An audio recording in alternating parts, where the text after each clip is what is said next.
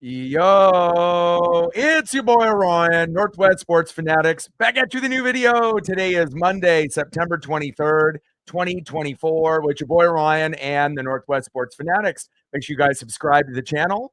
Smash that like button either now or on your way out. Donate to your boy if you can. Cash App $ORIONNWSF or the YouTube Super Chat right here. We got the Seattle Mariners versus the Houston Astros. First pitch is going to be here in roughly 10 minutes. So let's cue up the music, take a look at the thumb, and let's get into the starting lineups. We got 6 games left in the regular season, 3 against Houston, 3 against Oakland. We need all 6 W's. Let's get it, baby. Let's go Mariners.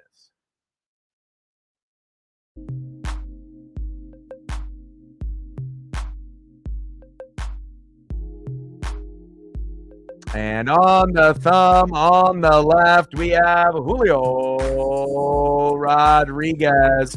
And on the right, public enemy number 1, Jose Altuve. Now let's get into the starting lineups here. First for the visiting Seattle Mariners. Leading off for the Mariners in right field, our most consistent hitter, Victor Robles. Batting second, playing center field, someone that has been very hot as of late. We're going to need you to step up, Julio Rodriguez. Tridents up, baby. We're going to need everything from you offensively, defensively, and maybe a little bit of this. Tridents up. Batting third, catching tonight for the Mariners, big dumper, catcher Cal Raleigh. Batting cleanup, batting fourth, left fielder Randy Arozarena. Batting fifth, playing first base this evening for Seattle, Luke Raley. Batting sixth, DHing tonight for Seattle, Justin Turner. Batting seventh, playing second base for the Mariners, Jorge Polanco. Batting eighth, playing shortstop for the Mariners, J.P. Crawford. And batting ninth, playing third base for Seattle, Josh Rojas. And on the mound for the Mariners with an 11-8 record, an ERA of 3.06, it's Miller time. Bryce Miller.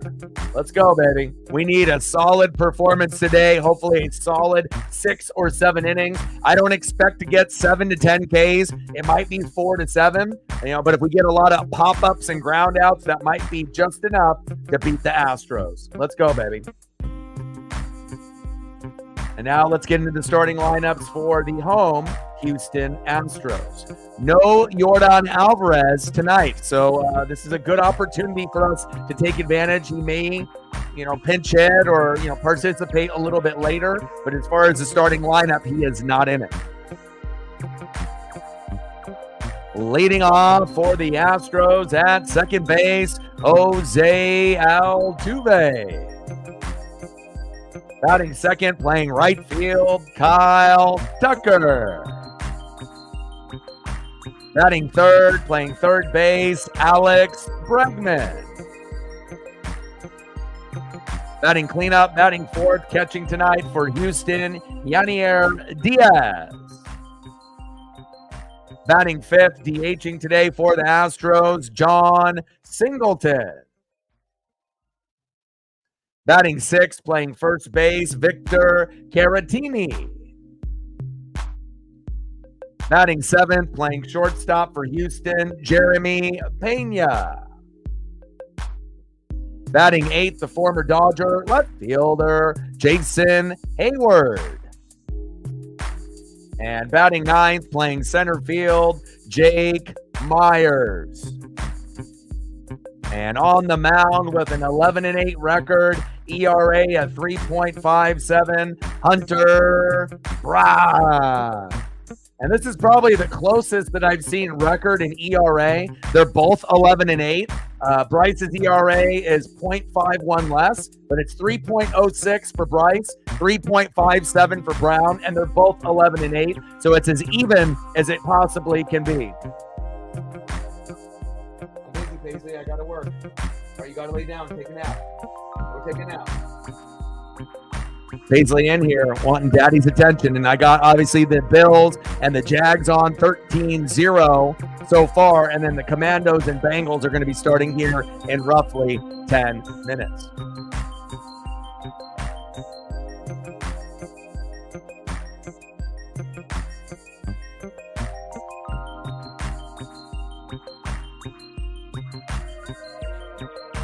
And like I mentioned multiple times on the stream, make sure you guys are taking care of your mental health. You know, addiction, depression, anxiety. These are things that not only I've gone through, but I know some of y'all are going through it now or have in the past. So if you're slipping into the darkness a little bit, make some minor adjustments to your daily routine. If you're not exercising, exercise. If you're not eating healthy, eat a little bit healthier. Spend 30 minutes of time each day listening to music. Spend time with friends, family, and pets.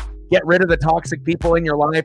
And if you end up doing these basic things, you'll be able to come out the other side a little bit quicker, and you'll help yourself win the day. Let's go, baby. Let's shoot for 20 likes within the first hour, 30 to 50 overall, and obviously 100 in the donos on every single stream. Let's go, baby. And you know this is a big, big game, especially if it's not the MLB playoffs, for me to choose the Mariners over an NFL stream or an NFL doubleheader. But again, we got 6 games left. You know, we need the Tigers, we need the Twins, we need the Astros, we need everybody, including the Royals. We need everybody to lose. And obviously, there's only a few games that are on tonight. But again, it starts here tonight. And again, we need to go 6-0. We ended up coming up just a little short from sweeping the Rangers when we were up 5-0, lost 6-5. That was heartbreaking. You get a lot of heartache and heartbreak, but we do have a chance to hopefully compete in these 3 games against the Astros, and then the last 3 are against the Athletics, and the Athletics are much better than last year. That's not going to be easy as well, but hopefully we bring our A game. Victor Robles is in the lineup, and again, we got Bryce Miller and Bryce with Brian Wu. As of late, besides Brian Wu's, previous couple starts were a little shaky, even though he should have got dubs. I would say right now, Wu and Miller have been wheeling and dealing. We just need, these hitters to be able to give that proper run support. The number today, 5 runs, 7 to 10 hits. If we end up getting that, we should end up getting the dub here tonight. Let's go, baby. DX in the building. What's good? Manu in the building. What's good? Let's get it. STL in the building. What's good? Just checking in. Hey, you got to grind. Amazon ain't easy. Grind it out, my guy. Proud of you. Keep grinding. Cool kid in the building. What's good? How are you? Yeah, let them know. And again, if you are in the room right now and haven't smashed that like button yet, please do. And if you do got a Twitter/X account, do your boy a solid and like and retweet the post. It'll help us get more people here, and then it'll help us get the algorithm and hit that algorithm a little bit sooner, and it'll be much easier to get to 30 to 50 likes overall. Let them know. Let's get to 100 in donos. Let's do it. And I've been grinding all day. And again, and I know, some of the reaction videos are not going to hit, every single algorithm. But regardless if I get a lot of views or if I get minimal, I'm still going to do it. Again, I promised that I was going to do 5 to 8 reaction videos a week, depending on the games and if the matchups are good. I've been doing about 5 a week. Week 1, week 2, and week 3, and then depending on how they do, then that will determine if I end up doing number 6, number 7, or number 8 on a Tuesday. But so far throughout this year, the algorithm and the support could be a little bit better on those. So I'm probably just going to stick it out to maybe the 5 best matchups in my opinion, or just games that I want to kind of take a look at, based on the fan bases here on YouTube. And I busted out 3 of them today. We did the Cowboys and the Ravens. We did the Chiefs, as well as the Falcons from last night. And then I also wanted to kind of check up on the Texans and the Vikings. Obviously Sam Darnold Are you for real?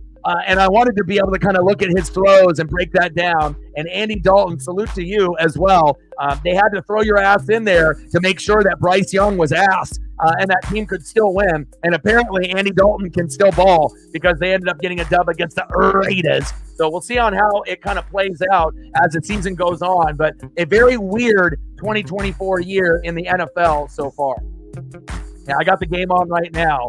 I mean, the Jags are terrible. They're not going to be able to keep up. And I was doing some research and doing some film study. This is the first time that the Buffalo Bills have had a number 1 ranked pass defense. Pass, protection, obviously, from the defense coming in from the offensive line standpoint. So normally, we're seeing Josh Allen have to run for his life. So sometimes it's addition by subtraction. No more Gabe Davis, right? No more Stephon Diggs. You get rid of the cancers or the headaches. The offensive line improves to be the best pass protection offensive line in the game. James Cook is cooking. And again, you have other individuals that are stepping up. And the Bills look like the real deal. And it wouldn't shock me if they end up making a deep run this year. All right, here we go. Leading off for the Mariners, 310 average, 4 homers, 25 ribbies, 1-0 pitch from Hunter Brown to Victor Robles. Let's go.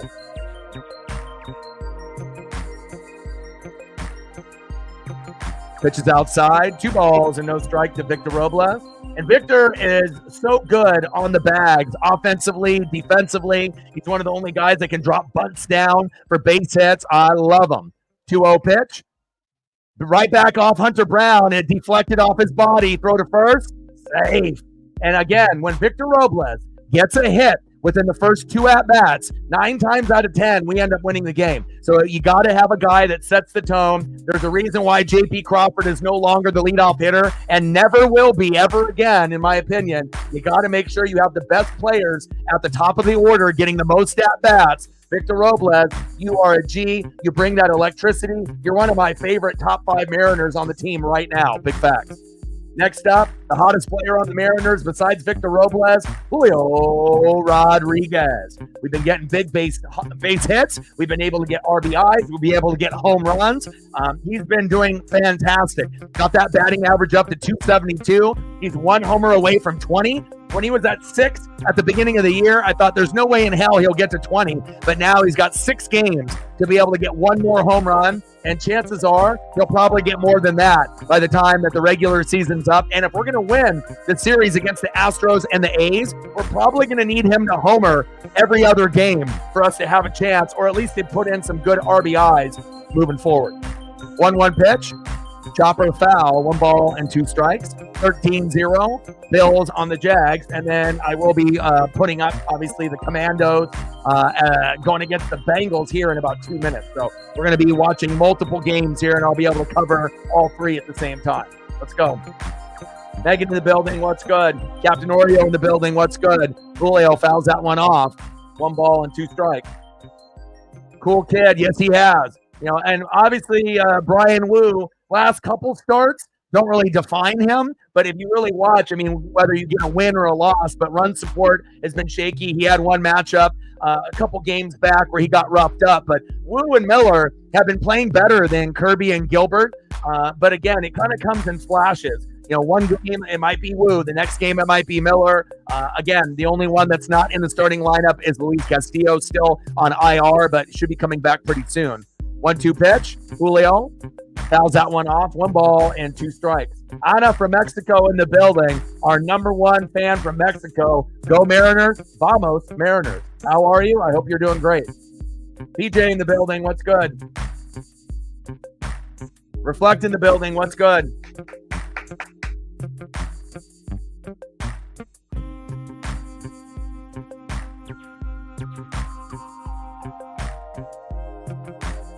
Top of the first, 0-0 Mariners and Astros. Runner at first, no outs. 1-2 pitch from Hunter Brown to Julio. 13-0 Bills on the Jags. The Jags have a 0% chance to win the game. They are bad. They are going to be 0-3. And again, if you got, good protection up front on, pass protection, and you're number one in the NFL. You don't need Diggs or Gabe Davis. You pound the rock with James Cook. Everyone gets open. You can use your legs, and good for them. They finally figured it out. An offensive line and a great running back is better than a star wide receiver. That might end up giving you a headache that's a diva on top of that. Little chopper, double play. Got him. What a beautiful double play by the Astros there. 2 away.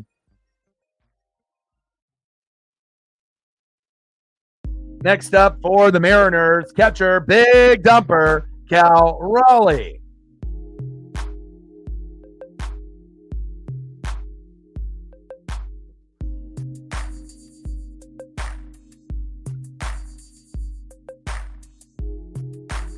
Yeah, probably ended up having, Victor try to be aggressive tonight. Would have been nice for him to already, be on second, from a steal. But, I imagine, Victor got on base right out of the gates. And, it wouldn't surprise me if he drops down a couple bunts as well. I mean, he's the best on the team at it, for sure. 214 average, 31 homers, and 95 ribbies. And he's only a few home runs away, I believe 2, on tying Mike Piazza for the all-time home run record for the most home runs in the first few seasons for Cal Raleigh, 2022, 2023, 2024. Mike Piazza has the record, I believe, at 92, and I believe Cal is at 90. And I think there's a good opportunity for Cal to tie it. And if we're really lucky, he'll break the record and hit 3 home runs in these next 6 games. Big swing and a miss, but it's not going to be right there. An easy 1-2-3 inning for Hunter Brown.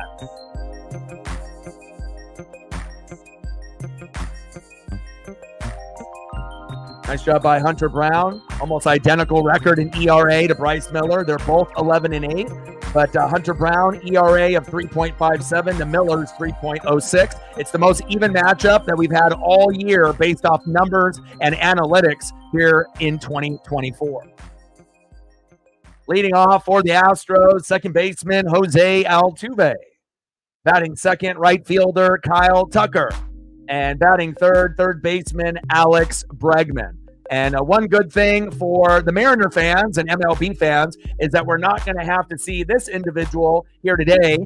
He has a scratch from the lineup, Yordan Alvarez. And we know Yordan owns the Mariners. So if we can take advantage of him not playing or maybe just pinch hitting late in the game and hopefully he doesn't do anything. I'm not sure if he'll pinch hit or he has the day off completely. But not having Yordan in the lineup is an advantage definitely for us. Let's go, baby.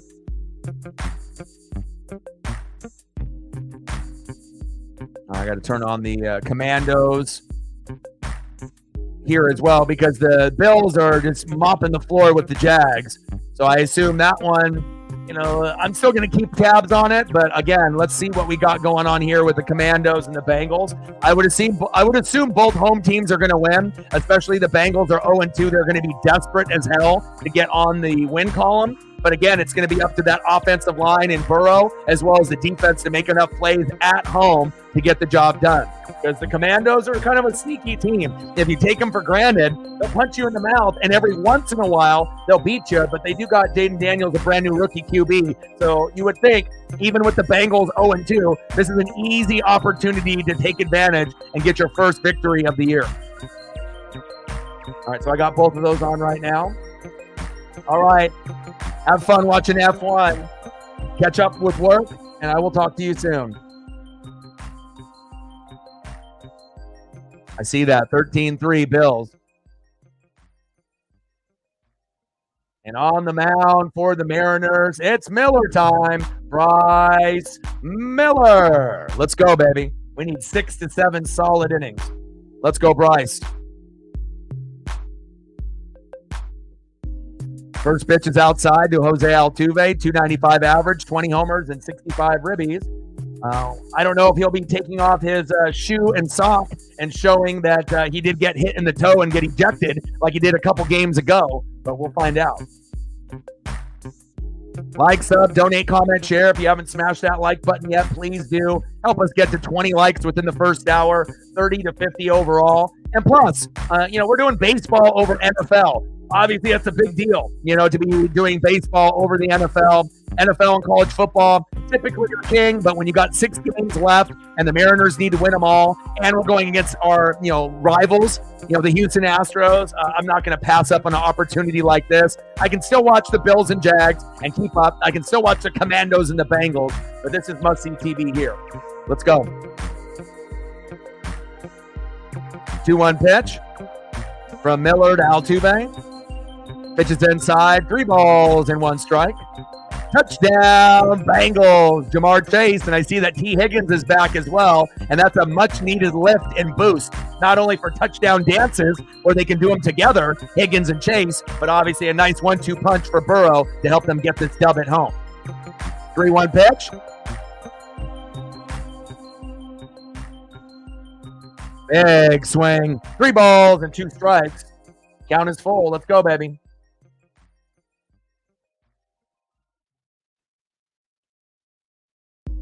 Yeah, I think everyone is surprised. No one predicted the Vikings to be in first place. Most people assumed that they would be in last place in the NFC North. But the 2 biggest surprises in the NFL this year so far are the Minnesota Vikings in the NFC and the Pittsburgh Steelers in the AFC. I don't think anyone really thought anything about Darnold stepping in for J.J. McCarthy, and as well as Justin Fields. But a lot of it is defense, if we're really being honest. Obviously Darnold had a good performance with the tutties and whatnot. Same thing with Andy Dalton, there on the Panthers. But we also have to not ignore what they're getting defensively, specifically, Fields and TJ Watt in that Steeler team. But the Vikings D, I don't think anyone's really intimidated by them, but they've overachieved this year, and they played very, very well. We'll see if it ends up sustaining as the year goes on, but definitely a crazy surprise in 2024.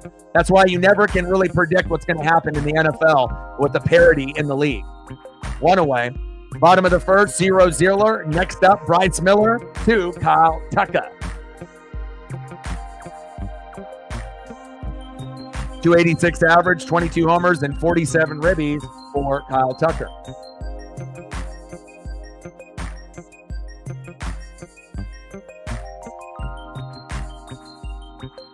Popped up.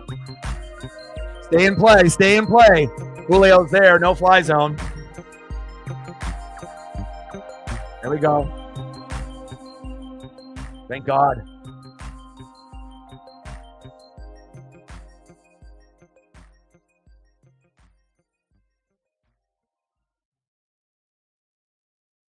Nice job, Julio. We're going to need that no-fly zone to stay intact. Nice job. 2 away. Next up for the Astros, third baseman Alex Bregman.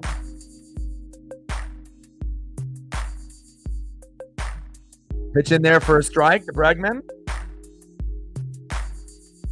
0-1 count.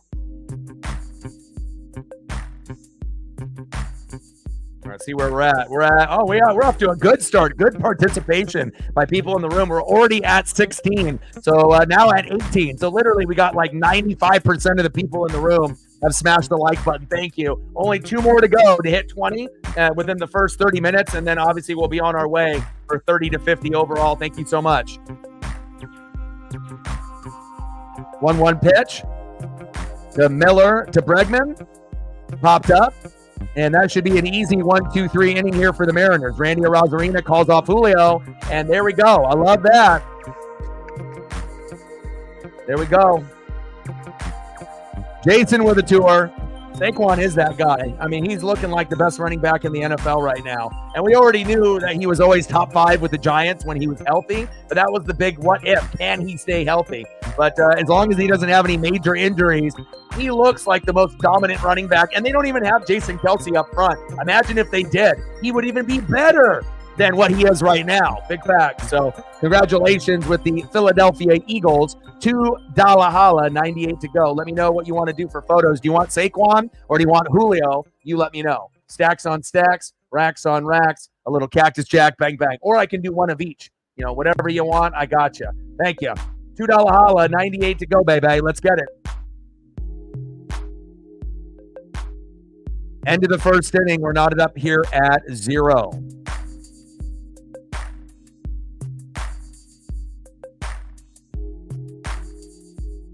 Julio. Okay, I got you. We'll sprinkle in multiple Julios in here for you. Appreciate you. is another new one from just a couple days ago. I got plenty of Julios on tap. So normally we'll do a couple photos for a couple dollars in the donos. But, if I got them already on hand, then you're going to get a plethora of Julios.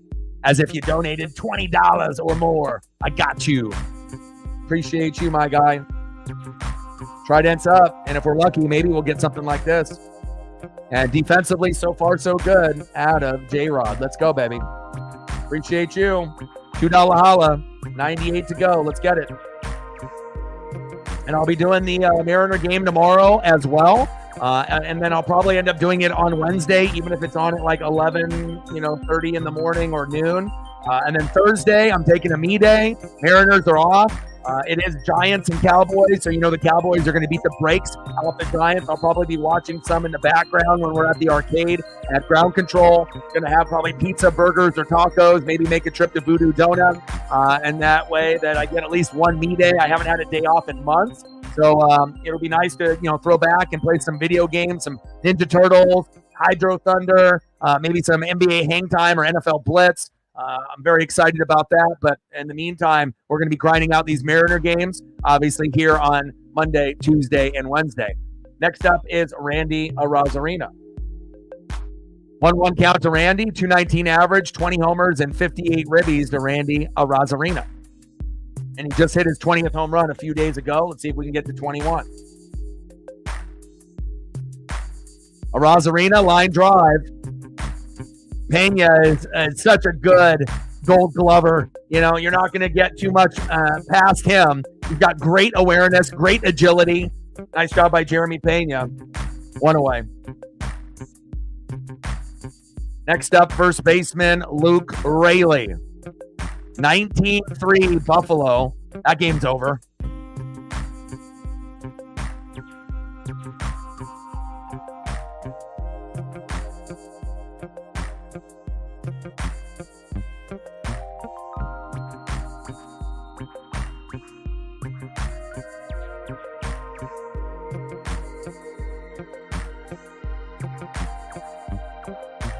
Top of the second, 0-0 Mariners and Astros. And I don't believe we really have anybody playing today that we would need to lose. It's a very small schedule competing with these NFL games. We only have 4 games. Giants, Diamondbacks doesn't really affect us. This game does because we're trying to beat the Astros. Red Sox, Blue Jays doesn't really matter, or at least for our sake. And then Phillies and Cubs. Phillies 6, Cubs 1. Red Sox up 3-0 on the Jays. And then Giants, Diamondbacks is on in an hour. So no Royals, no Twins, no Tigers. We're going to have to wait till tomorrow. But hopefully those 3 teams go on the biggest losing streak of their lives, and then we can win every game here on out, go 6-0, and then we're going to have maybe a small percentage chance to get in. 1-2 count to Luke Raley.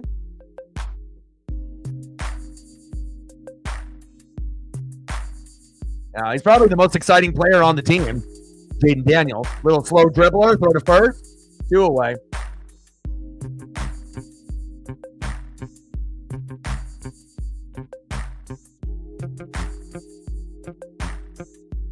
Next up, DHing for the Mariners, Justin Turner.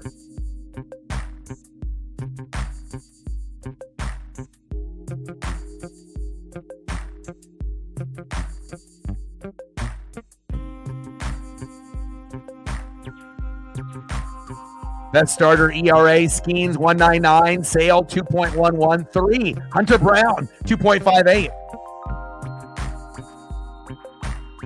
0% chance the Jags would be able to beat the Bills. If you watch the Bills in the first 2 weeks, the offensive line is the best offensive line they've had in the Josh Allen era. They're number 1 in pass protection. And you got one of the best running backs in the league, not named Saquon Barkley, in James Cook. You get rid of that diva, Stephon Diggs. You don't worry about Gabe Davis anymore. You can go to Shakir and some of the others, like Keon Coleman, as well as Kincaid.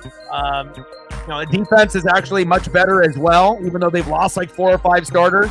And sometimes it's addition by subtraction, but I knew the Jags had 0% chance to win. We had a lot of upsets this weekend, but you're not going to beat Buffalo in Buffalo, not with a team like the Jags, the way that they played in the first 2 weeks. They're almost looking like an expansion team, or like when they were the worst team in the league a couple years back. They're looking like that. They're not looking like they can even come close to competing in the AFC South. I mean, we did see the Texans get their, breaks beat off of them by the Vikings and Sam Darnold, but, and the Colts have been a little shaky as well with AR, but the Jags, they kind of look like the Titans, and that's not a good thing if you're a Jag fan. Top of the second, 0-0 Mariners and Astros. Nobody on with 2 outs. 3-1 count from Hunter Brown to Justin Turner. Pitch is high, and that is a walk, baby. Jaden Daniels in the red zone. That would be a big, big win for the Commandos to beat the Bengals. And obviously, if the Bengals go to 0-3, that would not be good for them.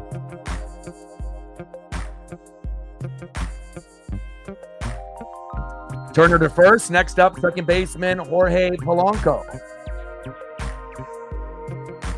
Pitch on the corner for a strike. 0-1 count.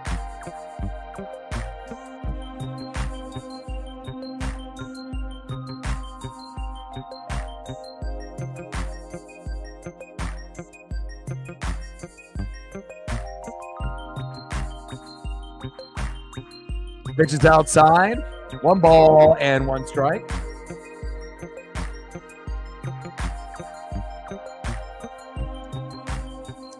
Yeah, lots of potential. But also, you got to be able to keep, the realistic expectations. Since the injuries happened over the weekend, there is a chance that there will be a couple games that will probably be dropped in the next month. In the next 4 games, they're, probably not going to, start off the season 7-0, especially with those injuries, on the D line and the offensive line, still kind of a work in progress. One side of the line on the left, it seems like it's pretty good, but I saw some numbers on the right, and some of those individuals need to be replaced or benched. But again, you only have so many, players to be able to substitute in.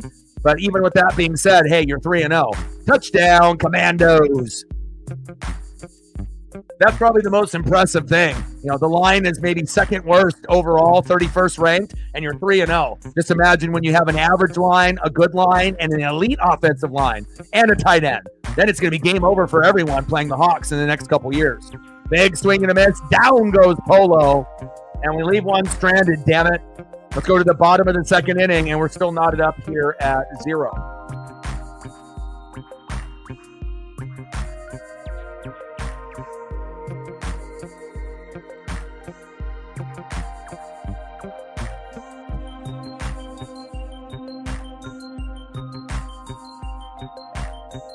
Let's see who's up next here for the Astros.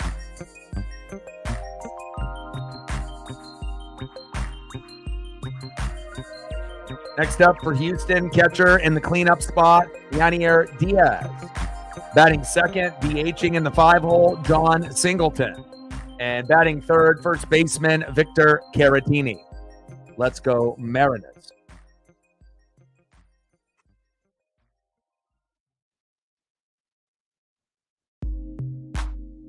Yeah, they're talking about Gonzaga moving to the Pac-12, even though they don't have a football team. There's going to be a lot of adjustments with a lot of these, different teams. But Utah getting a hockey team, interesting.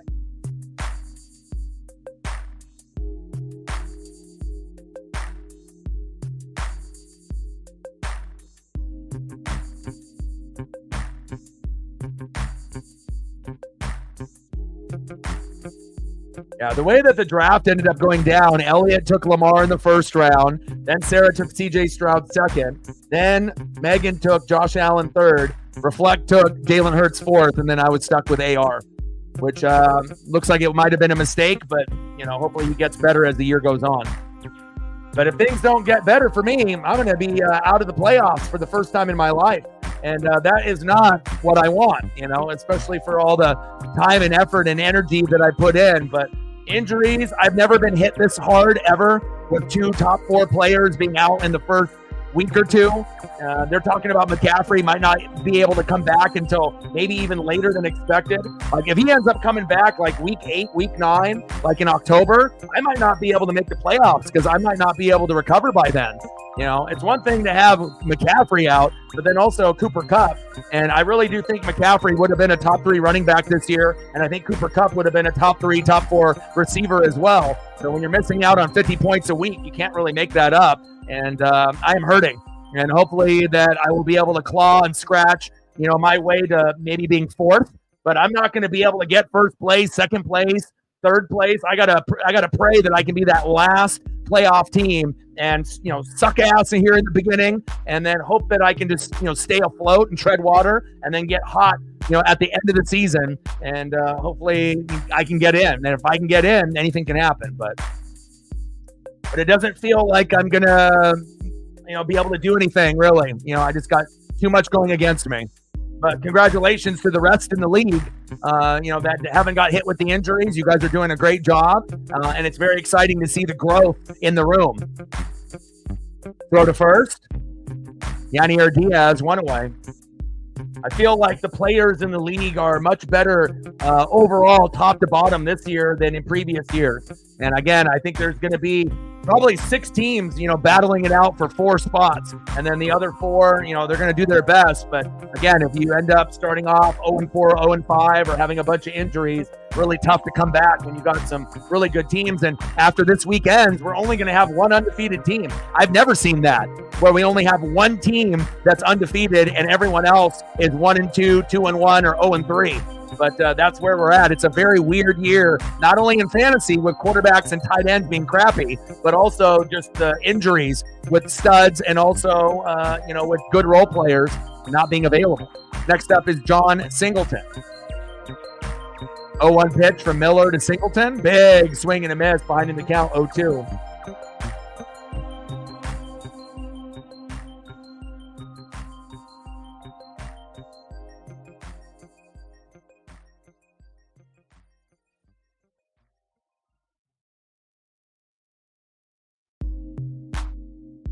Pitch into the dirt.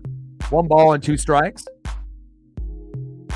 And it's 7-7 Commandos and Bengals in a good one. Much better game than the Bills and the Jags. Hell, the Bills keep playing like this. They might be in the AFC Championship game. And, you know, it wouldn't shock me if they went toe-to-toe with Kansas City. You know, maybe this is the year. You know, even though you don't got Diggs and Gabe Davis, but, like, Cook is the best running back they've had since Thurman Thomas. You know, Josh Allen isn't throwing interceptions anymore, and he's starting to look like the quarterback that we all thought that he could be. You know, he could end up being like the best quarterback in the league, or right up there with Mahomes and a few others. And he's always been up there based off his athletic ability, but what was his knock? He would always throw in double, triple coverage, and he would always fuck the game up late. Now, we know he can run for touchdowns and be athletic, but now he's being smarter with the football, and the offensive line is better, the running back is better. He doesn't have to be Superman. He just has to play within himself, and I like that. And, you know, for me being a guy that really wasn't a big Josh Allen guy, you know, back in the day, you know, I definitely liked watching him play besides the picks and the bad decisions. But I'm really starting to enjoy watching Josh Allen. It's like must-see TV for me. And good for him. You know, sometimes you got to get rid of a diva like Diggs to be able to take the next step, even though Diggs did make him a household name because he wasn't very good before Diggs came. But then afterwards, the honeymoon phase kind of ended, and then they had a rough divorce last year, and maybe even the year before that. Popped up by Singleton, and that one is into the 10th row. Nice souvenir for a Houston fan. 3 balls and 2 strikes. 7-7 Commandos and Bengals. Joe Burrow with the football here now.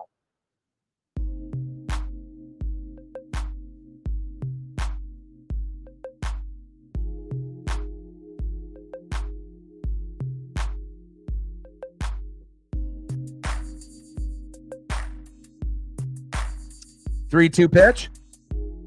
Pitch is inside, and Bryce Miller walks Singleton. Singleton to first.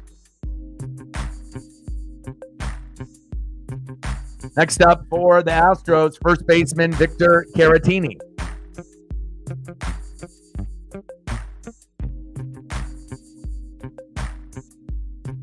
Let's go, baby. $2, 98 to go.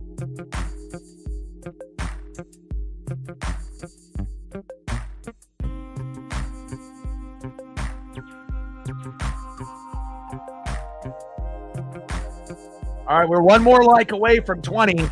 Looks like we're right there. There we go. Now we're at 20. Again, if you haven't smashed that like button yet, please do help us get to 30 to 50 likes in the stream today. We're already at 20 within the first 40 minutes. That's probably the fastest we've gotten 20 in maybe a week or two. So thank you to you guys. And then we got another 9 or 10 individuals that haven't done it yet, but hopefully they will, obviously, as we get into the first hour. Bottom of the second, 0-0 Mariners and Astros, 7-7 Commandos and Bengals, and then we got a 23 matchup between the Bills and the Jags. And I got all three of them on here. 0-2 pitch from Miller to Caratini. I mean, this is my type of triple header. 6 games left for the Mariners. We got to win them all. We got to pray that the Royals, Twins, and Tigers shit the bed, even though they're not playing today. Right? We're going against our number one rival, the Astros, and then we got fucking Bills, Jags, even though I wish the game was closer, Commandos, and Bengals. And I like that they're doing the double headers on Monday. I think it's cool. Obviously there's always going to be one strong game and one kind of weaker one. Next week it'll be the Lions and the Hawks. Just wish the Hawks weren't injured with some of their key contributors, because I think that if they were fully healthy, they have their number. They got Detroit's number, but now with the injuries to the D-line and some of those key pieces, there may be, that might be too much to overcome, and Detroit might squeak it out. So, but you never know. Popped up. Randy Rosarina is there, 2 away.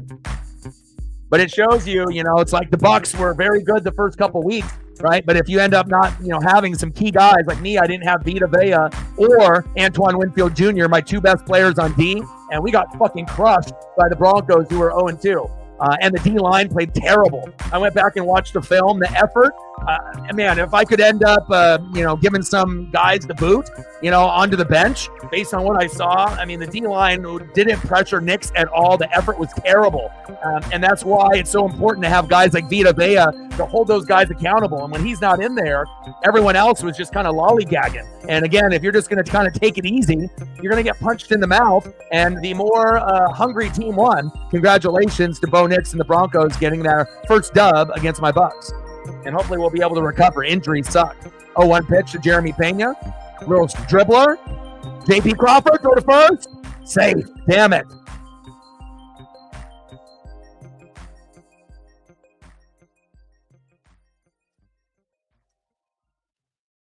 Nice job by Jeremy Pena. Not only is he a Gold Glove kind of guy, right? He can do timely base knocks. I really like this guy. If for whatever reason he leaves the Astros, I would love for Pena to be on the Mariners. I don't know if that would ever happen, but I think that, out of all the players on the team, my 2 favorite are Pena and Tucker. Obviously, Yordan Alvarez is a stud, but I don't really see him leaving. And I don't really care for Jose Altuve, even though I know he's a good player, or Bregman. They can stay on Houston for life. Yordan Alvarez, though, that guy's special. And that's crazy that he was a part of the Dodger organization and they gave up on him, obviously, a little bit too soon. Could you imagine Shohei Ohtani, Mookie Betts, right? Freddie Freeman, Teoscar Hernandez, and Yordan Alvarez all on the same team? That would have been wild. But it ended up working out pretty well for Yordan Alvarez on the Astros. 308 average, 35 homers, 86 ribbies. And anytime that we don't have a MVP that's Ohtani or Judge, Alvarez is usually that third guy. Popped up to Randy Rosarina. We leave 2 stranded. There we go. End of the second inning, and we're still knotted up at 0. Good job, Bryce. There we go. I like that.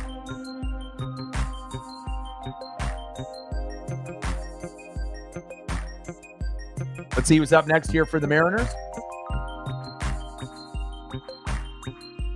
Next up for the Mariners in the 8-hole, shortstop J.P. Crawford. Batting second, third baseman Hollywood Josh Rojas. And batting third, 1-for-1 right fielder Victor Robles. Don't be surprised if he drops down a bunt or 2 in this game. I hope he does. Let's go Mariners.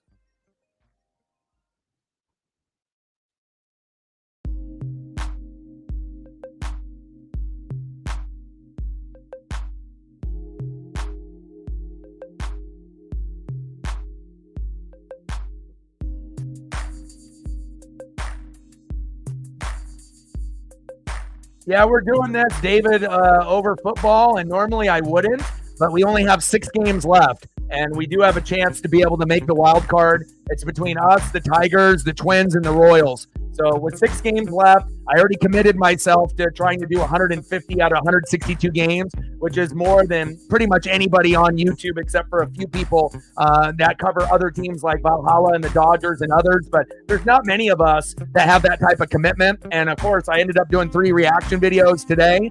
I did the Cowboys, Ravens, Chiefs, Falcons, as well as Vikings, Texans.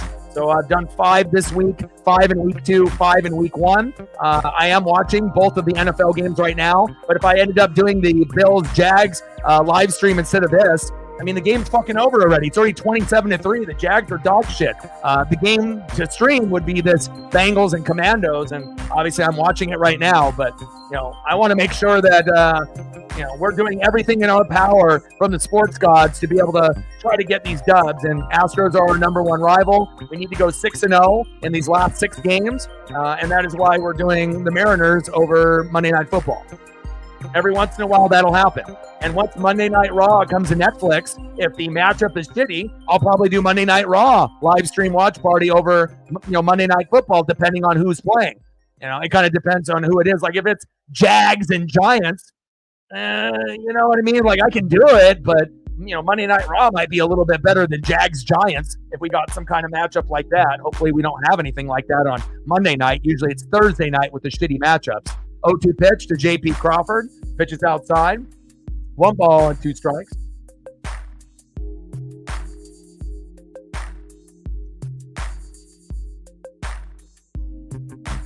Top of the third, 0-0.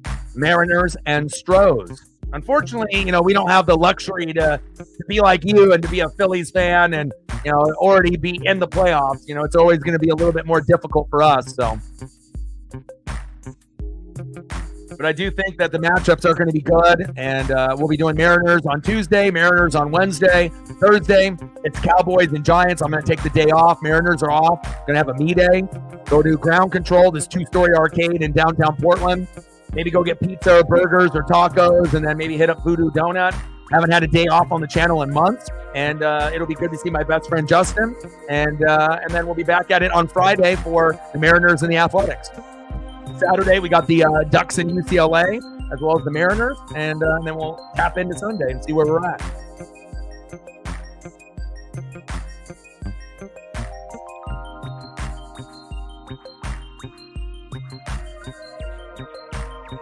Can't stand Seattle? We can't stand you. Goodbye. Top of the third, 0-0, Mariners and Astros. Some people don't have common sense when they end up entering a room. Like I'm supposed to read that and be like, oh, what's up, dude? Fucking idiot. Top of the third, 0-0, Mariners and Astros. Pitch is high. And inside, 1 ball and 1 strike to Josh Rojas.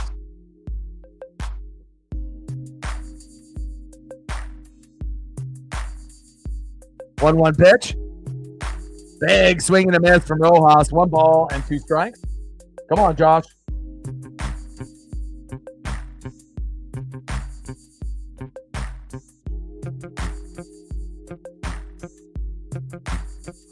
Come on, Mariners. 1-2 pitch.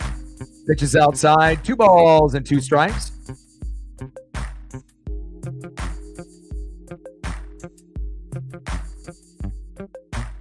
$27-3 Bills. The Jags are going to drop to 0-3, and they look as bad as the Tennessee Titans or the New York Giants, and that isn't good. Trevor Lawrence looking like a top 25 quarterback instead of top 15 quarterback. Not looking good for that team.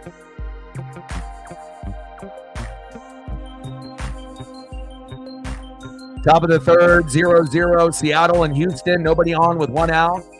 Full count to Josh Rojas. 3 balls and 2 strikes. Rojas chops that one foul. Count remains 3-2.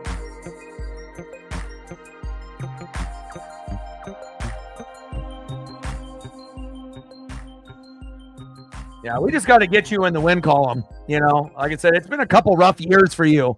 Just bad luck. And sometimes that's what happens. You end up picking guys that get hurt. You end up picking guys that underachieve.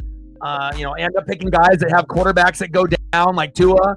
It's sometimes things are unpredictable, but we just got to get you in the win column a little bit sooner than later. I mean, hell, look at me. I usually finish in the top 3 every year. I've never lost games within the first 3 weeks, and I'm already going back-to-back losses in the first 3 weeks. I've never had that happen. I've never lost in week 2, and I've never lost back-to-back games within the first 3 weeks ever playing. And I'm looking like a team that's not going to make the playoffs this year based off injuries.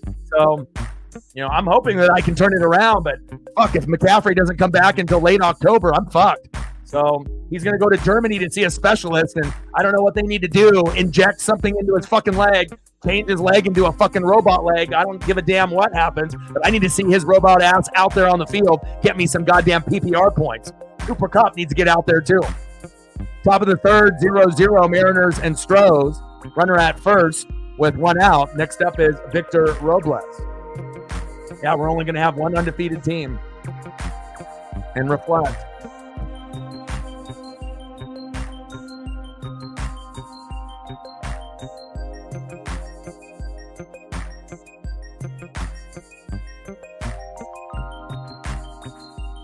Ooh, nice throw by Daniels there. Robles with the bunt. I love it that Robles is bunting left and right. It's awesome. He's so good at it. 1 for 1 and with a single in the first. And they talk about Julio with the awareness and speed on the bags, but I think I kind of prefer Victor. Victor, is a guy that can get from first to second, second to third, third to home. And, Julio was good at it in 2022 and 2023. But I don't know, like I said, the breakup with his girlfriend, being a little, kind of too ho-hum and too comfortable with things. A little bunt down from Victor. But Victor is the most consistent hitter that we have on the team. 313 average, 4 homers, 25 ribbies. Now, Julio has been hot with Ohtani as of late, and thank goodness, because we needed it. And obviously, Cal is the most clutch hitter late in games.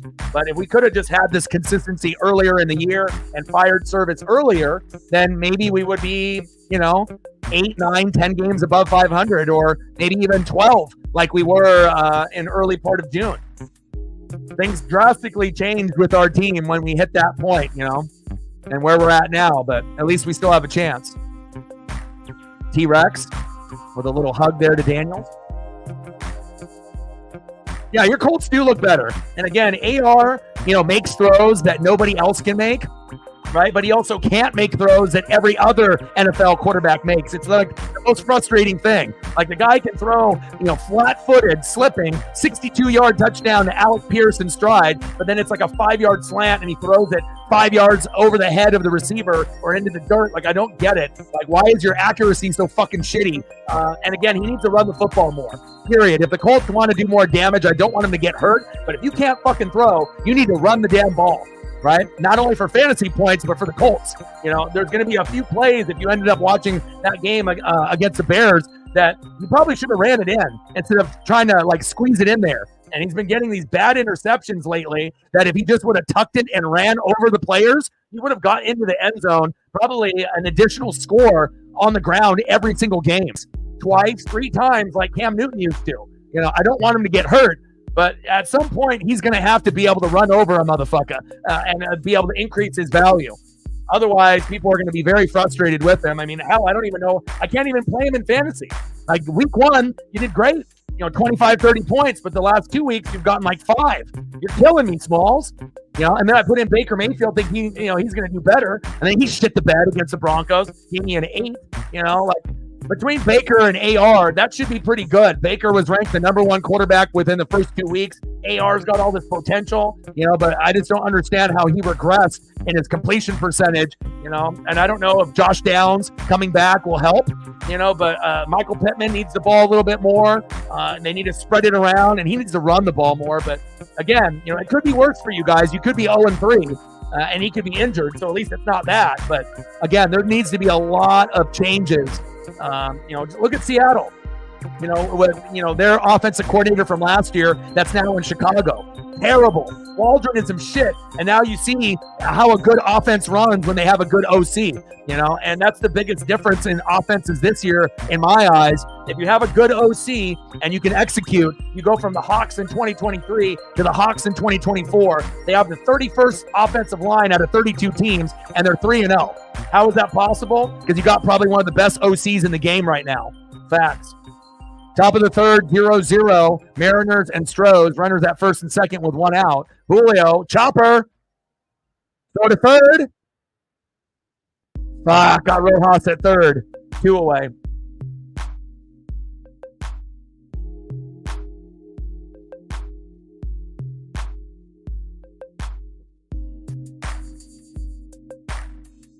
Yeah, Pena is a wizard. Next up, catcher, big dumper, Cal Raleigh.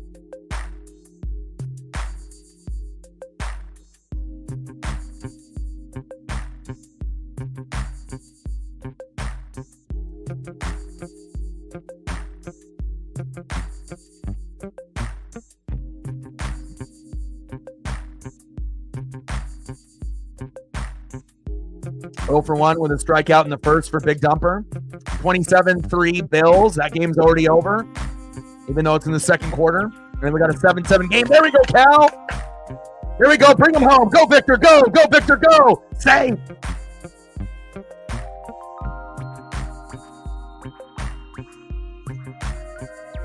There we go, baby. 1-0 Mariners, baby.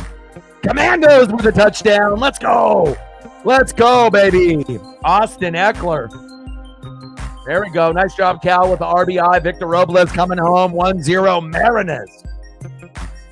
Next up, left fielder Randy Arozarena. Let's go.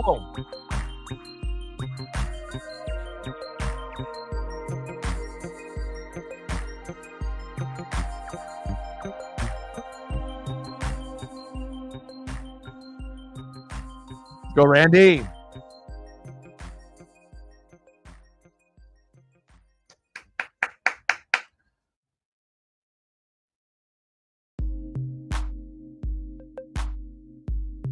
Top of the third, 1-0 Mariners and Astros. Runners at first and second with 2 outs.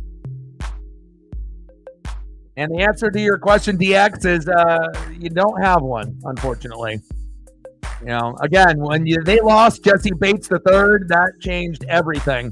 And there's still players like T-Rex, Trey Hendrickson up front. That's a solid player, former Saint. But again, the team is nowhere near what they used to be when they went to the Super Bowl a couple years ago. They're a shell of themselves, unfortunately. But at least you got T. Higgins back, so at least the offense should be better. And even though the defense might not be able to stop a nosebleed, you should be able to score points and match points with the Commandos and eventually win the game late in the fourth quarter. I would assume, but we'll have to wait and see. 1-2 pitch. Chopper towards third base. Throw to first. Got him. And we leave 2 stranded at first and second, but the damage is done. Cal Raleigh with an RBI. Victor Robles comes home. 1-0 Mariners.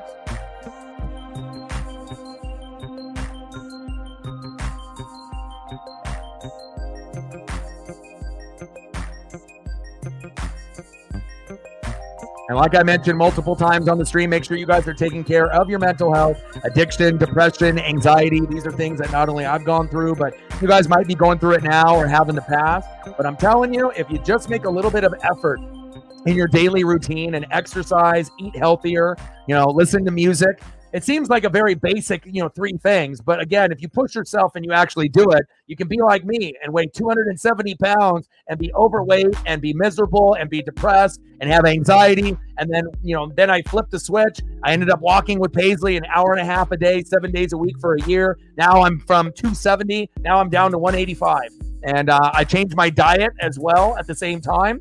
I'm not eating fast food every day. I'm not eating soda. I'm not drinking every day like I was. So I've really made some tough decisions, on Flavor Town and food and obviously on beer and booze. But again, once you end up making those changes and you do it for about 3 weeks, you end up feeling totally different. And it's hard at first. Those first couple weeks were hard, but once you get to that 3-week period, 21 days, it creates a positive habit. And once you have positive habits in your life, you can really turn your life around. And I surely have. This is probably the best that I think I feel I've looked and felt since high school. I haven't weighed 185 since maybe I was a junior or senior in high school. So again, I don't feel that I'm ever going to get back to that weight. I haven't been depressed. I've had a lot of anxiety in a long, long time. And obviously Paisley Pup and you guys are a big contributor of that. So I acknowledge you guys and I appreciate you guys. And, if you do these basic things, get those toxic people out of your life as well. Because anyone that drains, your energy, that's a part of depression and anxiety too. And again, if you end up having a bad boyfriend or girlfriend or just bad friends in general that just don't really care about you and use you, you got to step away from those people. And once you make that decision and realize that you don't really need to be friends with everybody, and you start to kind of get your circle a little bit smaller, then good things really start coming your way. Bottom of the third, 1-0 Mariners. Next up is Jake Myers. Let's go Mariners. And this isn't something that I'm just like preaching. I mean, this is my real life. Everything that I say to you guys, I keep it 100. There is no made up stories on this channel ever. Jake Myers, 200 average, 1 homer and 3 ribbies versus the Mariners this season. 1-1 pitch from Bryce to Myers. A little half swing there, 1 ball and 2 strikes.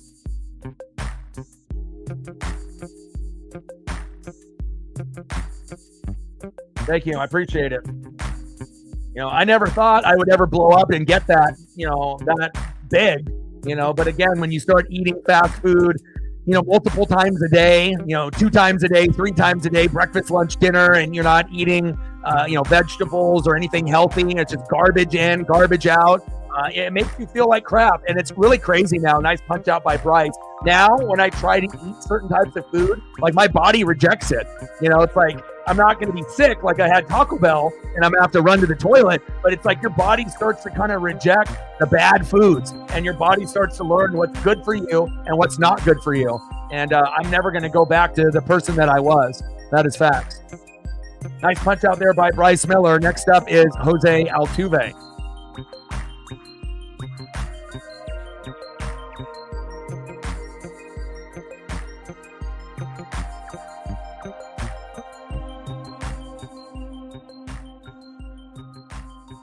We're at 298 to go, baby. And I don't know what we're at the likes, but I know we're over 20. Hopefully we can be at 25 by now. We just hit the hour mark. Where are we at? Somewhere probably between 21 and 25, I would assume. We're at 20. All right, let's go, baby. Next goal is 25. Now we're at 21. 4 more to go to 25. 9 more to go to 30. If you haven't smashed that like button yet, please do. Help us hit the algorithm. 295 average, 20 homers, and 65 ribbies for Altuve. 0-2 pitch from Miller to Altuve. Big swing and a miss. Sit down, shorty. Bye-bye. It's Miller time, baby.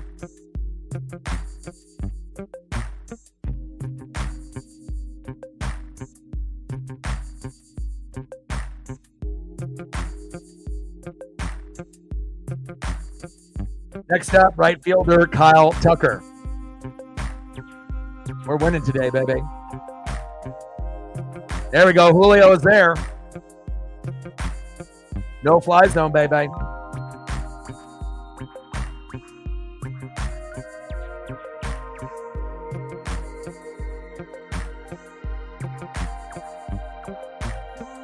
Good defense, Julio. End of the third inning, 1-0 Mariners. Let's see who's up next to get some more runs for Seattle. Next up for the Mariners, 0 for 1 in the 5-hole, first baseman Luke Raley. Batting second, 0 for 0 with a base on ball, DHing Justin Turner.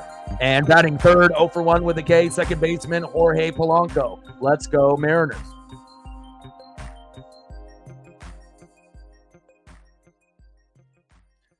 Yeah, I think that's kind of a universal thing, though, Captain Oreo. Like I said, I think I've only really disliked 2 players in my life in MLB, Alex Rodriguez, Jose Altuve. That's it. There's nobody else that I really, have a thing for. Like, you know what I mean? And And again, I never even really liked A-Rod when he was on the Mariners. I appreciated his up and coming greatness. I knew he was a great prospect, and obviously I knew that he was going to take the money.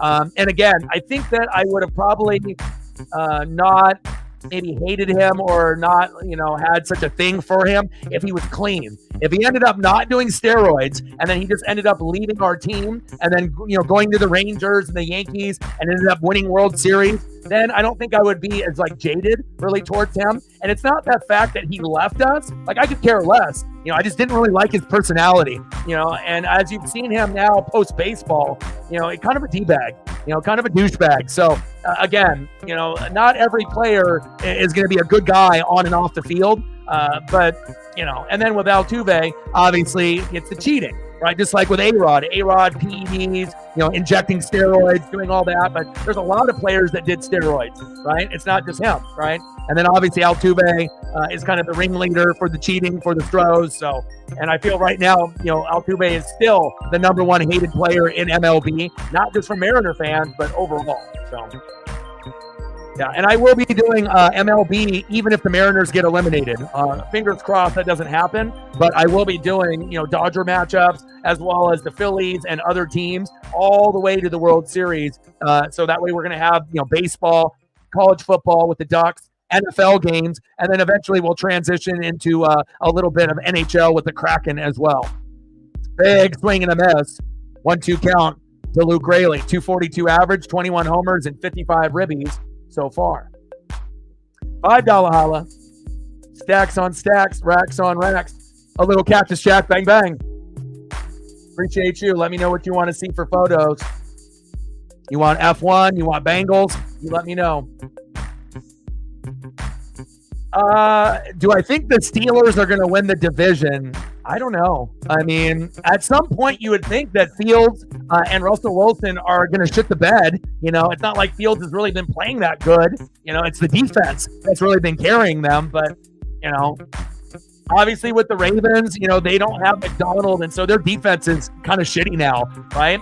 So, and then the Bengals, they don't really have a defense either. And the Cleveland Browns, their defense, is kind of hit or miss. And since their offense is so shitty, right, with Jameis Winston and Deshaun Watson, the D gets tired. So it's not the same Cleveland defense with Joe Flacco last year. So if you really are looking at it, that whole division kind of fucking stinks. They're not really good right now. So I don't really know who is going to come out of it. I mean, obviously we think that Lamar and the Ravens have the best offense out of all the teams, right? But Pittsburgh has got the best defense. So if Justin Fields or Russell Wilson can find a way not to fuck up a lot, that they might be able to win the division. Obviously starting off 3-0 is great, and at the very least they might be able to, be 10-7, even if they go on a big skid and still maybe make a wild card. But I don't know. I don't really know the longevity of the Vikings and the Steelers. I mean, it's a great start, 3-0, but let's wait a little bit longer to see some of these teams play some better competition, including the Hawks, and then we can kind of make some judgments on where they sit. But also, if teams lose, like the Hawks to the Lions, they're not full strength. You saw with Vita Vea and Antoine Winfield Jr., I was only really missing, I was missing a few guys. Justin Turner, see you later, 2 away. But I was missing out 2 of my, top guys on D, and that was enough for me to crumble and lose to the Broncos. So even if you have 11 on 11, if your 2 best are out, you're fucked. So we'll see how it goes, but hopefully it ends up being competitive and a lot of parity in the NFL moving forward. $3 holla.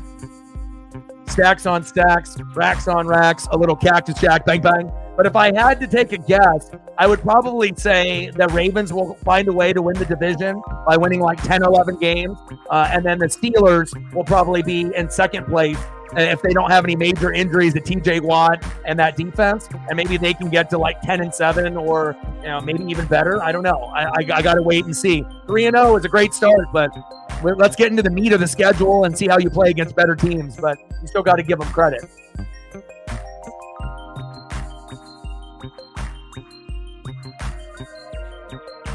All right, I got you. Oh, yeah. Darnold will hit a wall at some point. You know, the same thing with Andy Dalton, you know, with the Panthers. Like, Bryce Young was so shitty that they just had to throw someone else in there. And is it Bryce Young or is it us? And apparently it's Bryce Young because, I mean, who would have thought that Andy Dalton would come in there, throw like 3 tutties, and they would beat the brakes off the Raiders? I mean, that's surprising, right? I mean, if he would have thrown 3 tutties and they would have lost, it still would have been surprising. But the simple fact that he threw like 3 tutties and won, you know, and Darnold's going for 3 or 4, it's like pretty crazy.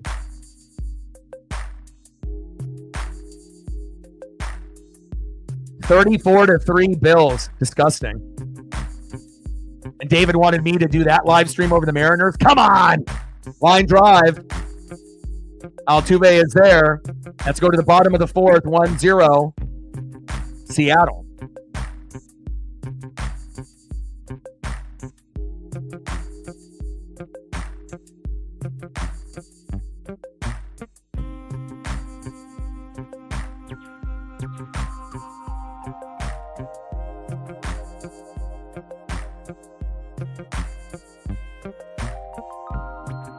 Appreciate you, Reflect.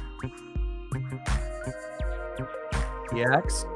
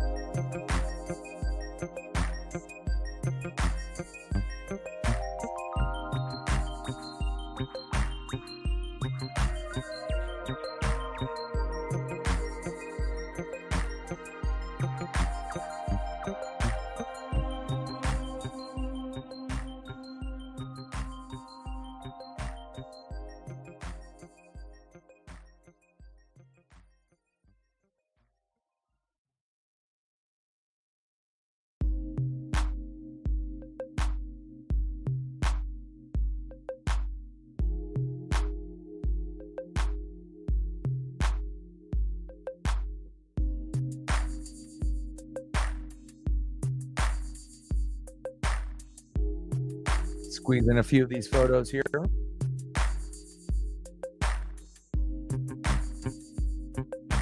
Maybe I can squeeze in an Iowa one too if it converts. I don't know if it will though.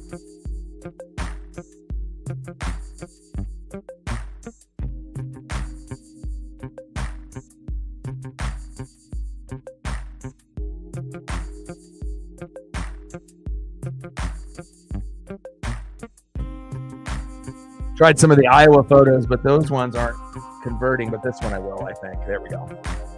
3 Iowa photos weren't converting, but this one does. Appreciate you. Bottom of the 4th, 1-0 Mariners. And Reflect, let me know what photos you want if you want anything. That's a good one.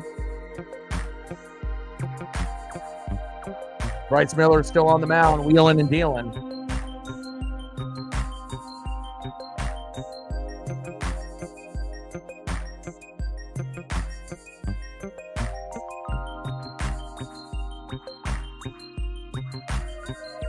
Next up is Alex Bregman. Pitches outside. 2 balls and no strikes.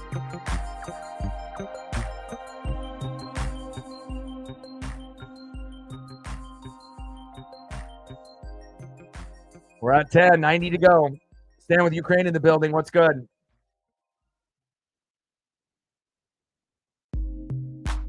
Yeah, they absolutely have to fire him. They have to move on.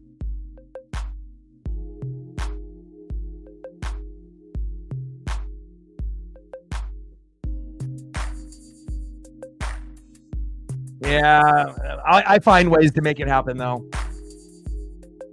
How are you? Missed you.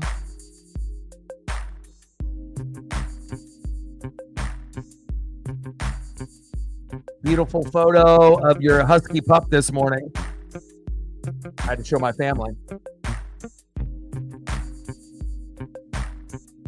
3-1 pitch from Bryce to Bregman. Chop that one foul. We got a 14-10 matchup, obviously, with the Commandos and the Bengals. The Bengals are obviously the more desperate team, being 0-2. You don't want to go 0-3 like the Jags. And the difference would be is Cincinnati's at home. So you don't want to lose at home in front of your fans. So hopefully they can find a way. Let's go, Bryce.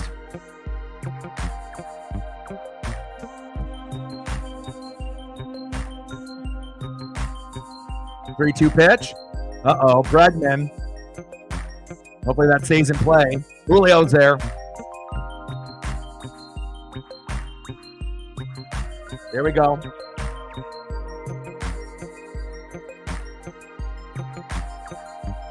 Nice job by Julio. No fly zone in effect. I got a little scared, though, when that went off the bat. I was like, oh, God. Good defense, though, Julio.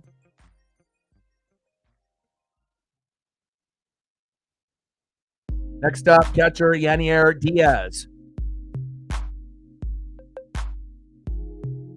Yeah, everyone that we wanted to watch lose today is off. I mean, the main ones would be Tigers, Twins, Royals.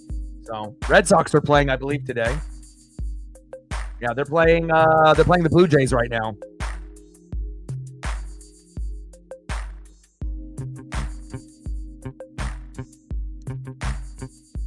Diaz popped up. Crushed that off the bat as well. Same spot for Julio. 2 away. Halloween decorations. How fun. Beautiful, beautiful, beautiful dog. Beautiful blue eyes. I mean, I had a purebred Samoyed growing up, so, having, like a Husky or a Samoyed, I mean, it's not really a common thing. I mean, I don't know how common it is on the East Coast, but on the West Coast, it's not very common, for that type of breed of dog out here. So anytime someone has one, it's like, wow, it really stands out. Big swing and a miss from John Singleton. Last plate appearance was a walk, 0-1 count. Nice. You're there almost, Megan. Get that dub. I mean, if I'm going to end up missing the playoffs this year and I'm not going to be a good team this year with my injuries, I'm definitely rooting for people that have, either struggled or that are learning how to play correctly. And if that means that I have to get sacrificed and I don't end up making it, but someone that never thought they could make it to the playoffs like Megan and she gets there, I'm willing to be that guy, I guess, of course I want to be there, but injuries are something that you can't control. And I'm proud of a lot of the people that, are participating in the league. A lot of people are doing big things, and hopefully a lot of y'all don't get hit with the same injuries as me, because you've definitely clearly seen if you get hit with injuries, it's tough. Julio is there. There we go. Easy 1-2-3 inning, end of the 4th. Let's go to the top of the 5th. 1-0 Seattle. Only 2 hits for the Mariners, 1 for the Astros. No Yordan Alvarez, but we'll take it.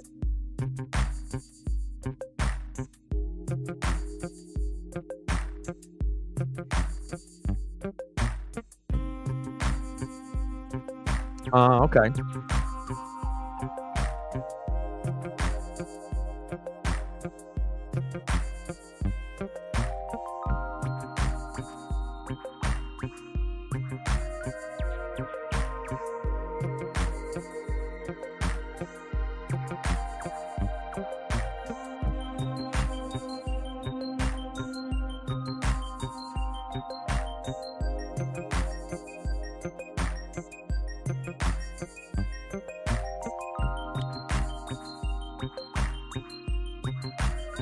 Ouch. Yeah, that's a must start almost every week.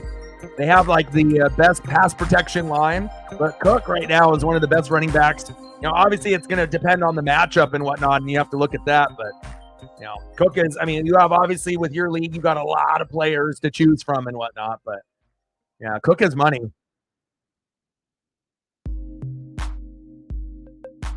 All right, see who's up next here for the Mariners.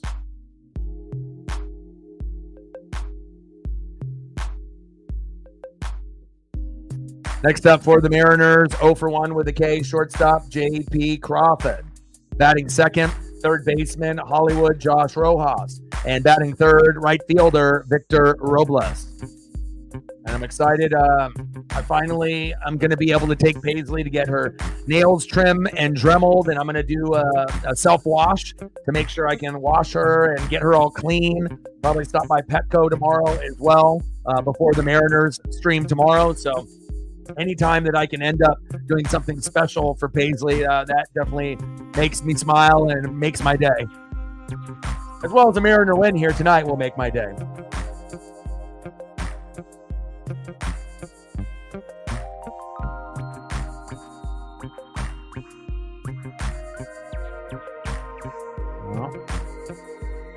someone got some spilled food and drink.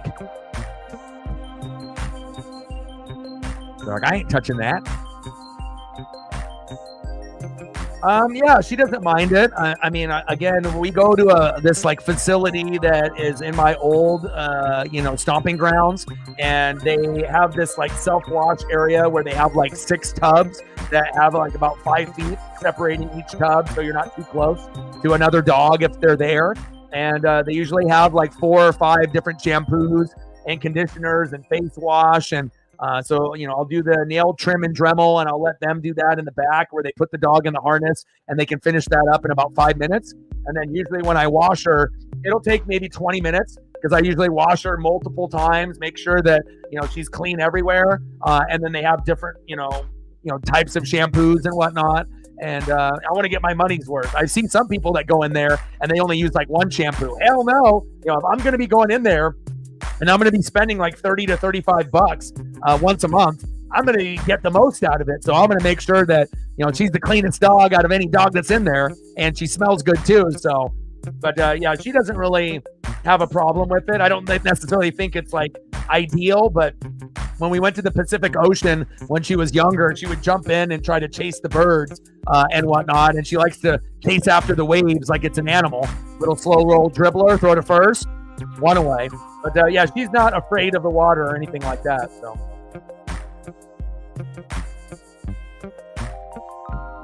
Yeah, but you couldn't have predicted that was going to happen. Same thing with Juwan Jennings and Sarah, getting a 40 on the bench. When you got players that normally aren't very good, and then they end up having a blow-up game, you can't really, shoot yourself in the foot and blame yourself.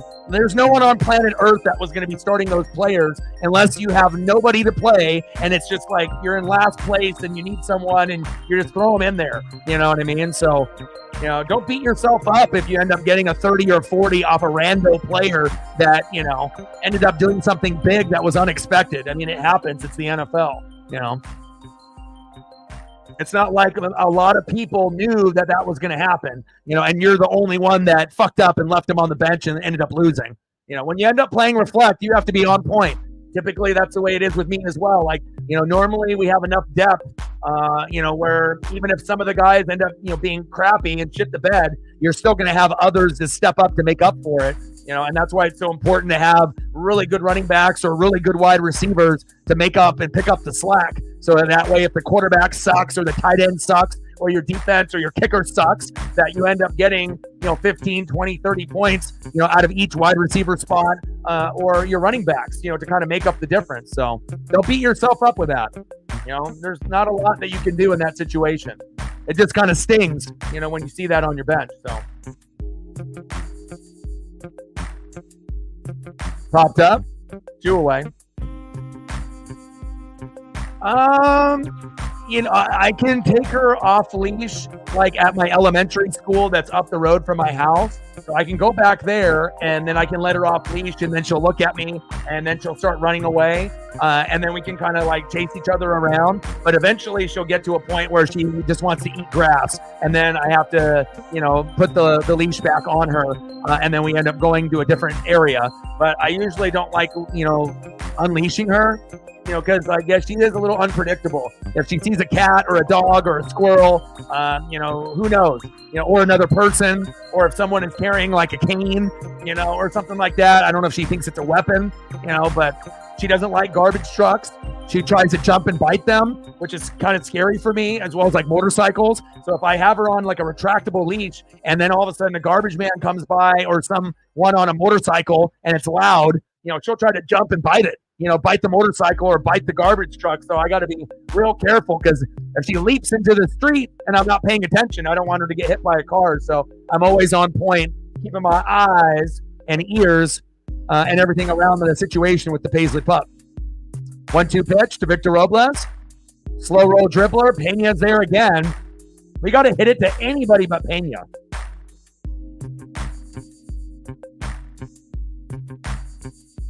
Go M's. Hopefully we're ahead when you come back still. Let's go to the bottom of the 5th, 1-0 Mariners. But I would love to let her off leash, but the problem is in my neighborhood, like where I live, It's kind of, there's more older people that live in the neighborhood. There's a few kids in the neighborhood here and there, but a majority of the people in the area that I live in, I would say it's like 40 and up. Some people are 60 and up, 70 up, 80 and up. It's, it's kind of an old school, burb neighborhood and whatnot. And some people are incredibly irresponsible and lazy with their dogs. You can definitely tell the people that love their dogs and the people that don't. Like the people that leave it off leash and then they just let it go off leash into the front yard and let it just like mingle and walk around. Like you have to be more responsible, understanding that almost every other house has a dog. So if they're walking their dog and then you just open the door and let your dog go out and take a piss and shit, like do you really think that that dog is going to be respectful enough not to charge or attack another dog if it ends up walking in front of their house? And Paisley ended up getting charged by that type of situation. And then I ended up having to like pull the leash and she got a little bit of a scrape on her arm and on her belly. And then the vet bill was like $250. And I wanted to literally fight that owner, and of course you get these owners that, don't even say fucking sorry, and I know it's kind of like that across America. Some people love their dogs and are respectful for other dogs, and others, they just don't give a shit, or they just let it run around in the backyard or in the front yard and they never walk the dog. That's not giving the love and exercise a dog needs. They need to be able to, actually go on walks. So it is what it is, but I've had to pick up Paisley many, many times in the neighborhood. Small dogs, big dogs, medium dogs, and I got to rescue her because I don't trust anybody else's dog or these other people. So if I see a dog or dogs, charging Paisley or they're loose or whatever the situation is, I'll just pick her up. She's 55 pounds, and so she's, pretty big, but Caratini popped up. Oh, and Rojas hits the wall. Hopefully he's okay. 0-1 count, but I probably had to pick up Paisley within the last year, like 10 times, but most of these people, some say sorry, some don't, but I know where everyone lives, so.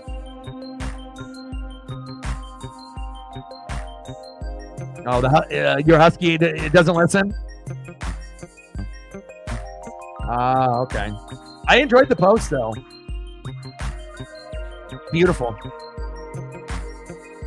I don't know if I've asked you this already before, but is that the first husky that you've ever had in your life, or is that like a breed that you had when you were like younger, when you were a young woman, young girl, and then you ended up, getting another one? Or is this the first time that you've had a husky? Bottom of the fifth, 1-0 Mariners. Nobody on. 0 for 1, fly out in the second by Victor Caratini. 0-2 count from Bryce Miller to Caratini. Pitches low at the knees. 1 ball and 2 strikes.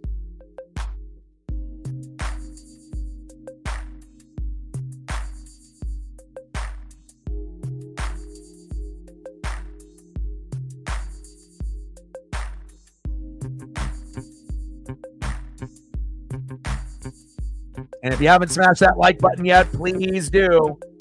We still need a few more to get to the goal. We need 8 more to get to the goal by the end of the stream. We're at 22. We got 32 in the room, so there's at least 10 that haven't done it yet. We need 8 more out of the 10 people that haven't done it, and we'll be at the goal for the stream.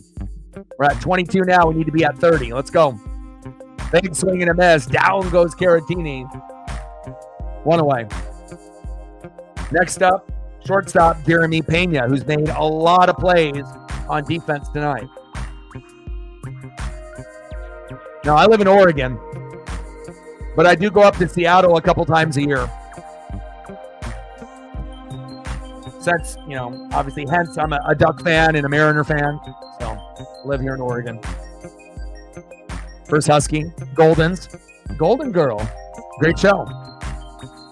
And obviously a great breed. It's funny too, because Paisley, she has the same kind of hair color, it's like a golden retriever. And there's a guy that's in my neighborhood that has 2, and I don't know if they're both female or one's male and one female, and they look like they're adults. I don't know how old they are, if they're like over 5 years old, but he always walks like the most crazy distance like me. And anytime we cross paths with each other in the morning, afternoon, or night, there's never barking.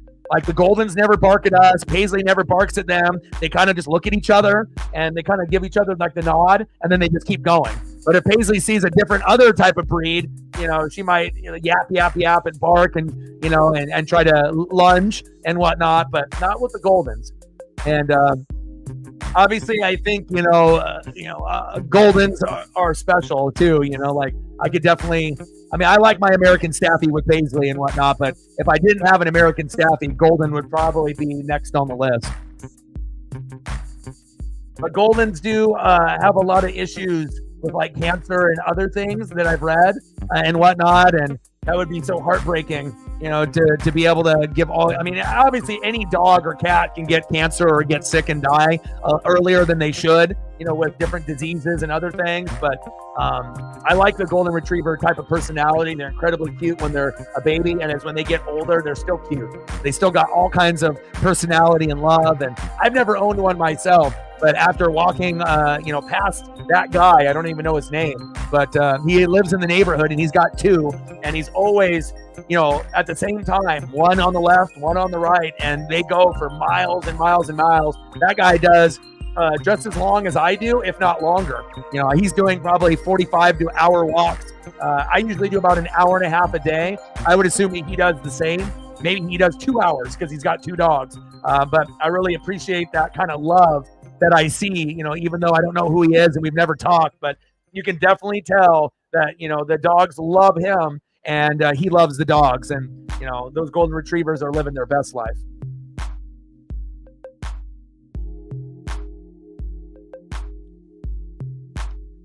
$34-10 Bills. That game is over. Hip problems. Yeah.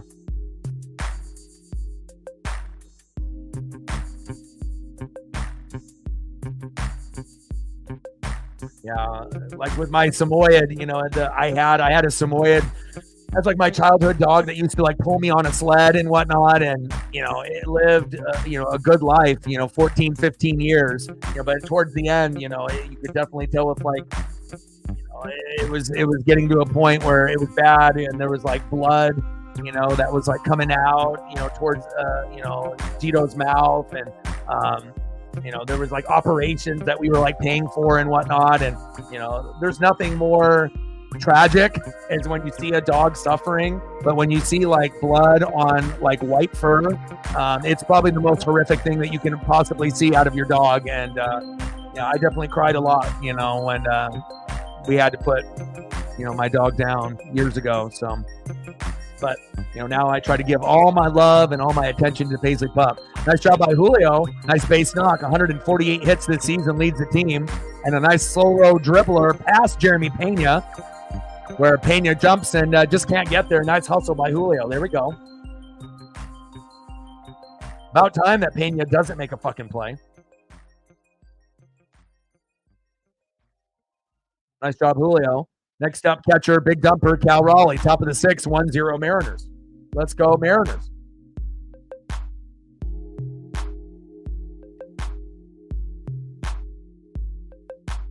Yeah, well, when you got a guy like Josh Allen, I mean, the guy's a machine. So, I mean, you're pretty much going to get 20 to 40 points every week. If he ends up hitting, like that monster stat line with like 3 touchdowns in the air and 2 on the ground, then you'll know when you end up having that monster week. 1-1 pitch. Pitch is on the corner. 1 ball and 2 strikes.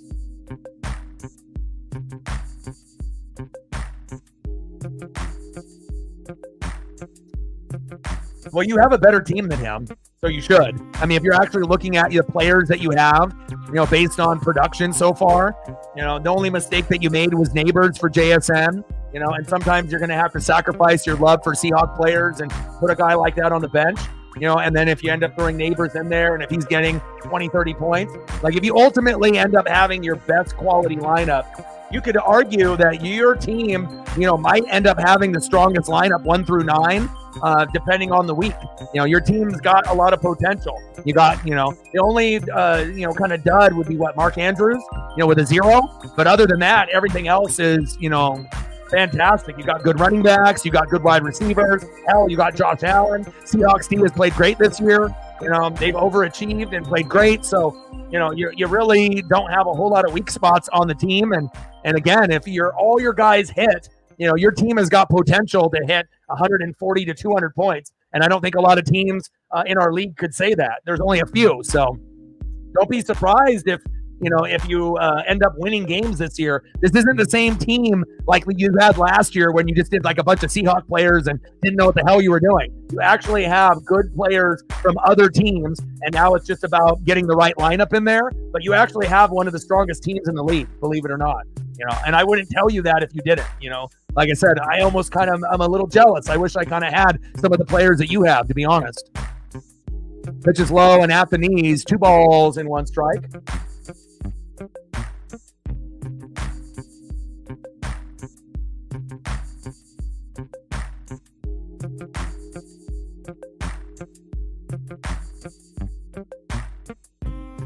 Julio takes off, sliding in a second, safe. There we go, Julio. 21-13 Commandos. Bengals in trouble. Josh Allen doing Josh Allen things. He's good. And again, it's also because they have a great offensive line. This is the first time they've had an amazing offensive line in his career. He's never had a good offensive line, never had a good running back. Now he's got both. And you get rid of the cancer, in Stephon Diggs, so you don't have to worry about him yapping and bitching that he's not getting the ball 15 times a game. And Gabe Davis is no longer there either. So even though the defense lost like 4 or 5 starters, normally that's a recipe for disaster, but they're playing better even with those guys gone. Like it's a whole brand new look Buffalo Bill team, and maybe this is the team that will finally beat the Chiefs. They look very, very good. Like out of all the teams in the AFC, they might be the best team in the AFC right now. They're looking like it. The way the Bills are playing, hell, they might be better than the Chiefs, because the Chiefs don't really look that good to me. Like I said, Mahomes and Kelsey, they don't look very good. And now they don't have Pacheco in the lineup. So we'll see on how it goes. And if the Bills can, not have a lot of major injuries, this could be the year the Bills make the Super Bowl or an AFC championship game. And if they play the Chiefs, maybe this is the year they beat them. It's, Chiefs defense still has some players there with Chris Jones and company. But, as far as offenses are concerned, I think I like the Bills offense more than the Chiefs offense this year, if I'm being honest.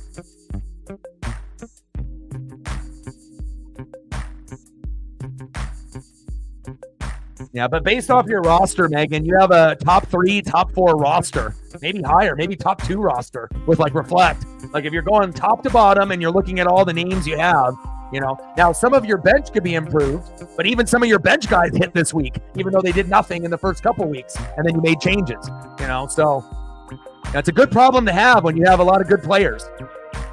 But really what it's going to come down to is you deciding, Amon-Ra and Neighbors should probably be in your lineup, and then you have to decide either JSN or Dobbins as your flex. And that's really the only decision you have to make, throughout the year. I mean, obviously you're going through, you got the kicker, you got Butker and Koo, you got Hawksby, you got Allen, you got ETN, you got Henry, you got Dobbins. So really it's going to come down to who's going to be your flex, Dobbins or JSN. Have Amon-Ra and Neighbors as your starting wide receivers, because those guys are the better receivers. And then you do JSN or J.K. Dobbins at flex, and you're going to beat probably 90% of the league this year. You got a good team as long as you don't get hurt like me. But the way that you manufactured your team was brilliant. I mean, that's the way that you built your team this year. It would almost be like you've been playing fantasy for 10 years. It would be a way that me and Reflect would build the team, So that's why, it might be shocking to you, but the team is money. You might be able to win the league this year. Reflect might be undefeated, but if you play him in the playoffs and the championship, you have a chance. And I wouldn't say that if it wasn't true. Keep grinding away, and you might be able to be in the playoffs this year. The team has definitely got the skill set. Hell, the team's better than mine.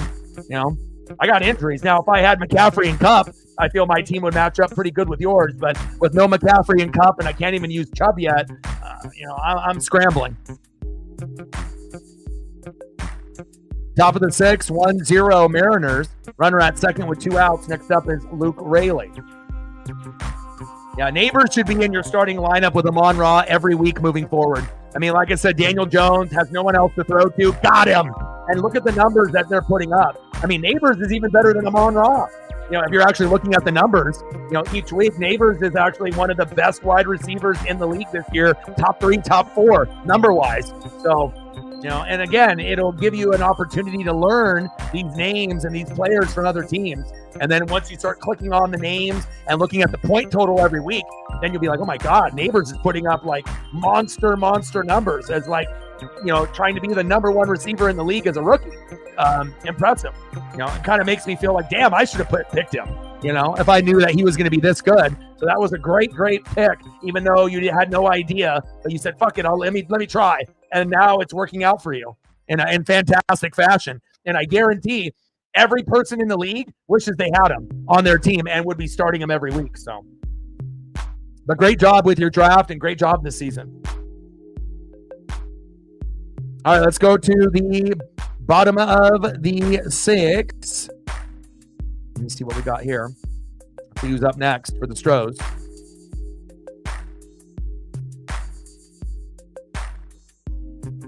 Let's get to 30 likes. We only need a few more.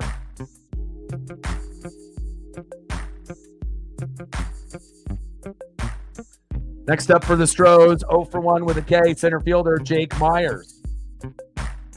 Batting second baseman Jose Altuve. And batting third, right fielder Kyle Tucker.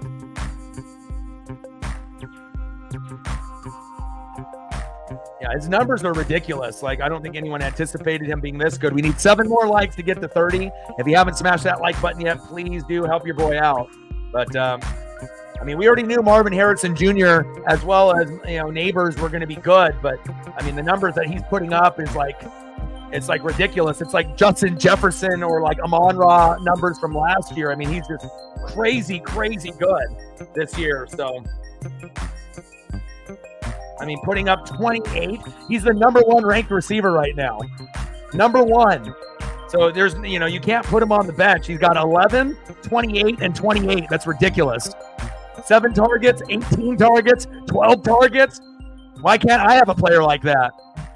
But yeah, I wouldn't be putting him on the bench ever again like that. If he's the number 1 wide receiver as a rookie, and even though the Giants are garbage, that's one player that's getting all the action, and that's what fantasy is about. Someone that gets all the targets, all the looks, all the catches, all the yak yards, and all the touchdowns, even if the touchdowns are minimal for the Giants. So that's wild. Number 1 receiver, Neighbors. Crazy. Wish I would have picked him. Bottom of the 6, 1-0 Seattle. 1 away. Next up is Jose Altuve. And Bryce Miller has done a fantastic job up to this point. Keep it going, baby.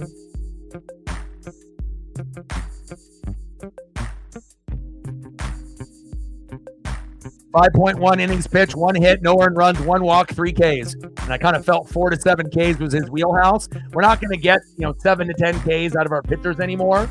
But Bryce and Wu have been phenomenal. Obviously, Wu got roughed up lately, but overall, in the last month, 2 months, I think that Wu and Miller have been the 2 best pitchers for the Mariners. Not saying that Gilbert and Kirby are bad. They just don't get the run support like Miller and typically Wu do. But today, we only have 1 run. I don't know if that's going to be enough to win, but we'll see.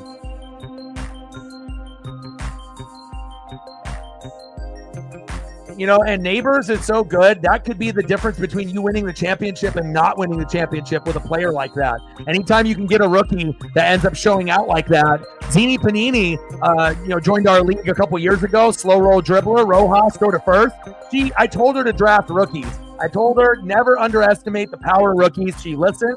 She drafted some guy named Justin Jefferson and DK Metcalf, and she ended up winning the league, because both of those guys balled out in their rookie years, and she already had good players around those 2. But when you end up getting, people that end up breaking out in fantasy like that, there's nothing you can do.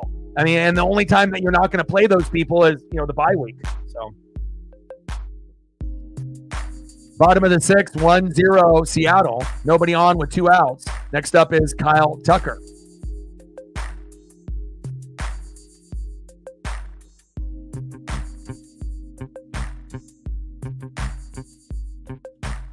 .284 average, 22 homers, and 47 ribbies for Tucker.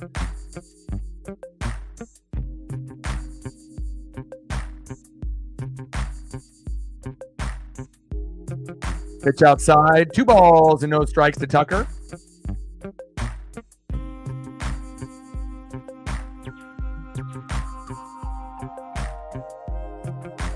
2-0 pitch.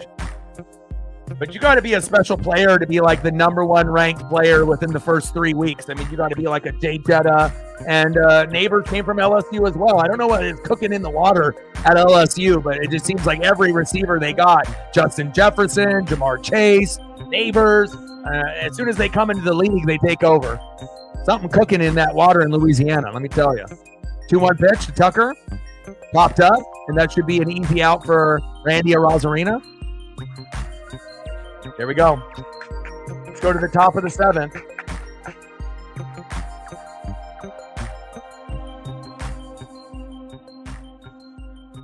There's plenty of players to take. You know, again, you look at the wide receivers, there's 3 wide receivers on every team, right? And there's 32. So you got to think there's over, almost 100 receivers to choose from. You're never going to run out. If there's a 10-man league, you can only have, 16 spots. And you can only have so many receivers on the team. So there's never going to be a point where you're going to run out of receivers. Receivers are one of the deepest positions. Not everyone is good, but, that's how it goes. Top of the 7th, 1-0 Mariners.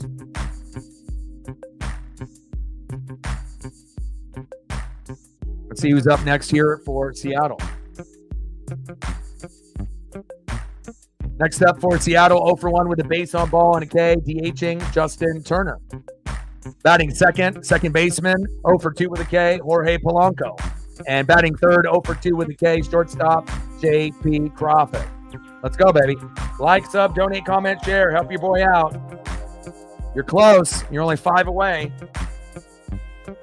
He's got Robinson, and you got Allen and ETN, and Allen's already got you 30. Wow.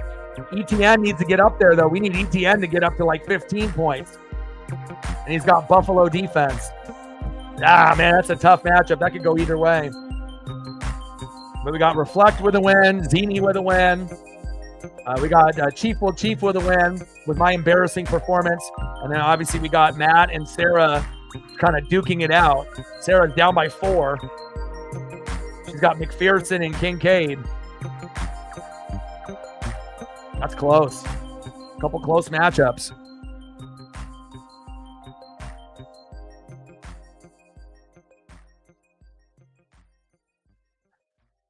Yeah, but it's not over till it's over. Hell, with that last game against the Rangers, we were up 5-0, and then we lost 6-5. Like, the Mariners find a way to lose sometimes, Good teams find a way to win. Bad teams find a way to lose. But, I'm never comfortable until the game is actually over and we're dancing, because we've blown a lot of leads. Our bullpen stinks, So, again, you can even have a 4 or 5 run lead, and then it gets dwindled. 5-1, 5-2, 5-4 with a 2-run homer, 5-5, and then all of a sudden it goes into extra innings, and then goodbye, 6-5, you lost. So, it's nice that we have this like 1-0 lead, but it's not enough to win. We need to get at least to like probably 3 to feel a little bit more comfortable. Not even 2 is enough, but we'll see. If we end up winning 1-0, so be it. But, I'll take a 1-0 win, but it definitely makes me uncomfortable when it's close like this.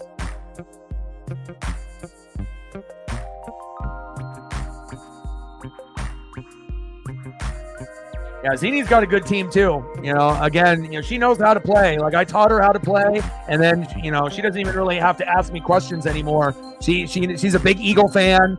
Follows everything Eagles, and has been a fan for a long time. But learned a lot on this channel about who else is good in the league. And she obviously took the advice, and she's won our league. And she's the only female to win in our league ever. So. And we might have a female winner this year. I mean, everyone ends up getting smarter, here, especially in fantasy, with all the teams that we cover and players as well.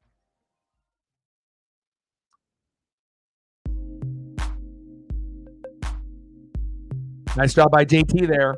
Little single. Next up is Jorge Polanco.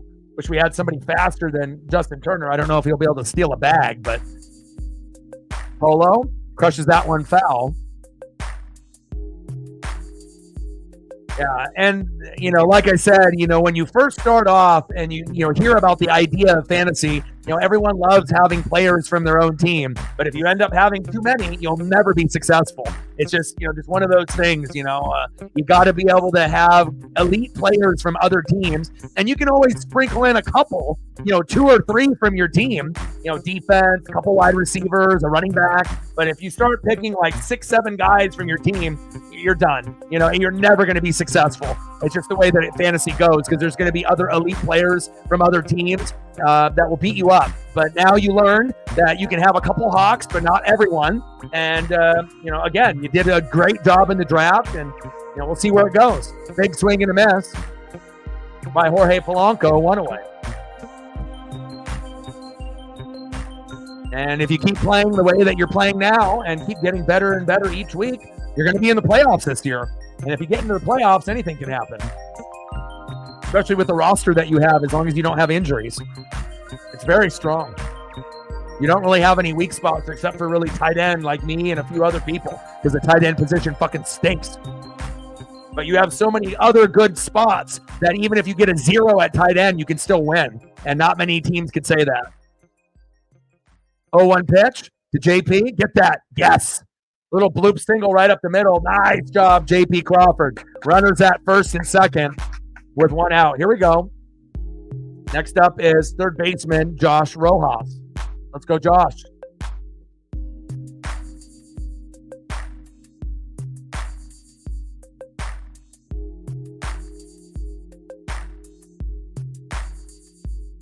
All right, we're 8 likes away from 30. Let's get there, baby.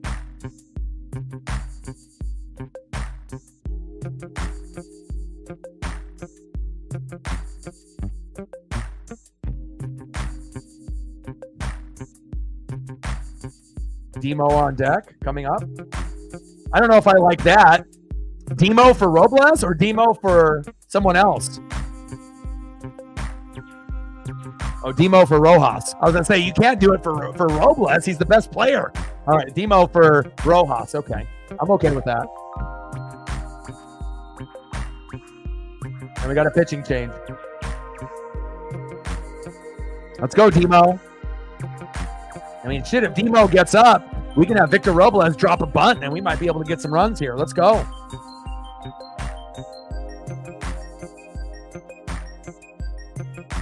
$37-10 Buffalo. 21-13, and they just threw a touchdown pass to a lineman. The Bengals are going to lose. Wow. Jaden Daniels throwing it to an offensive lineman. Way to add insult to injury. Trent Scott with his first touchdown in his life. He's just been praying for a touchdown his whole life. And that's what happens sometimes, Good teams find a way to win. Bad teams find a way to lose. And even if you got a rookie QB and you're the most dysfunctional franchise in football and the Washington Commanders, even the Commanders can get a dub from time to time. Wow. Sorry, DX. Sorry, Bengals fans. But like I said, no Joe Mixon, no wins. And again, T. Higgins and Jamar. Higgins injured. Jamar Chase, obviously wanting more money. No Jesse Bates III. Sometimes you have too many things that are subtracted from your team and you can't make it up, and again, the running back by committee, with Zach Moss and Chase Brown isn't good. It's just not, You just can't go from a top 10 running back and who have 2 top 50 running backs and, like a 30 and a 50, and you put those guys together and thinking that they're going to be Joe Mixon. Fuck no. And again, the way the Bengals typically operate is that a good running game to open up the passing game. But if you don't have a good running game and your offensive line isn't good and your defense isn't good and Burrow is shaky, this is the results that you get. So rough. I don't think Bengal fans were anticipating this. They thought, well, we're going to beat them. They're the Commanders. They're fucking dysfunctional. Not so fast. We're at 10, 90 to go. But again, I've been watching football and wrestling since 85, and I know how teams are built. And, you hope that things can, end up being better than what you think that's going to happen. But the writing was on the wall, for that team to come into the league. You have too many subtractions and not enough good additions. And it is kind of crazy when teams end up going to the Super Bowl and lose. Usually they don't ever get back. if you go back and look at the stats, like you get there and you have that team that's really, really good, and you got to capitalize, because not every team is going to get back there again unless they're like the Chiefs and you're built the same type of way. Free agency, people wanting more money, other guys leaving to go to other teams, draft picks failing. There's a lot of things, but there's a lot of quarterbacks that, go one time, and if they don't win, they typically never go back. And I hope that's not the case for Burrow, but it wouldn't shock me. And I think Burrow is a talented player, but he's a little bit too injury prone, and they definitely don't have enough of a supporting cast to get it done. 3-0 pitch to Dylan Moore. Walk his ass. Ball 4, baby. Let's go. Candace in the building. We got bases loaded for Victor Robles. Yes, please. Yes, please. We're about to rake right now, baby. Let's go, Victor. Yes, sir. Yes, sir.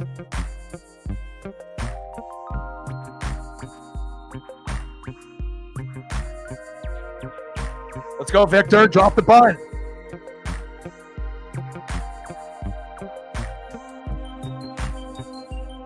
I mean, obviously you can sack fly it as well, but you don't want to hit into a double play here, right? You want to make sure you're doing anything but hitting into a double play. Drop the bunt down. But also, I think we have Justin Turner at third, so he might be too slow. Uh-oh. Finding the count 0-2. Should have went for a bunt. 37-10, Buffalo on the Jags.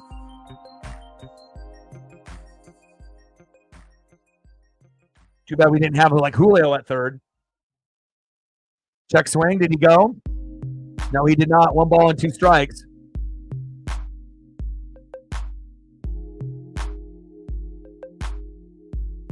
Come on, Victor.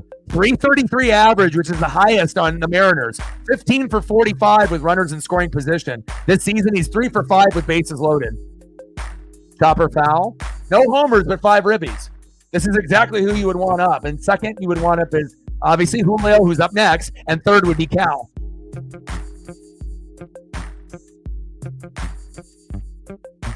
Hope you feel better. Headaches are terrible. 1-2 pitch. He crushes that one foul. 1 ball and 2 strikes.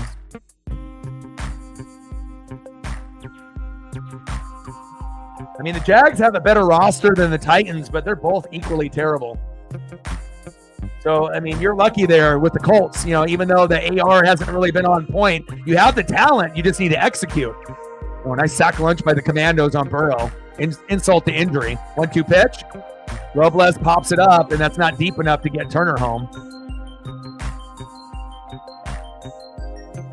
2 away. Fuck. Come on now. Let's not waste this opportunity for bases loaded. And then who do we have up? Our OG center fielder, Julio Rodriguez. Is it grand salami time? Get the mustard and rye bread, baby. I don't even need a grand salami. Just give me a base hit. Just give me something positive, baby. But if you do give me one of these, I might jump out the window. Let's go. Lauren in the building. What's good? Let's get to 30. Appreciate you. First pitch to Julio. Shouldn't have swung at that. 0-1 count. 273 average, 19 homers, and 63 ribbies. Next home run is number 20, baby.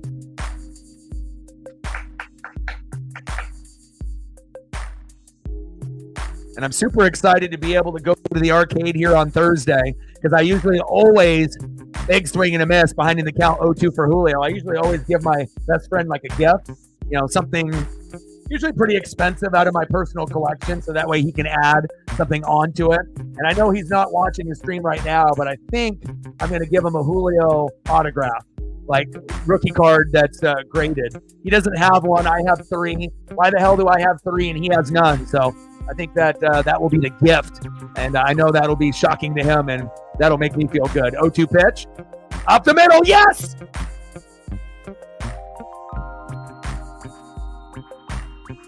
JP got called out at third. But we bring in a run. How many runs come in? 1 or 2? Do we have 2-0 or 3-0? 2 runs come in. JP gets out at third. Julio right up the middle. There we go, baby. Justin Turner comes home.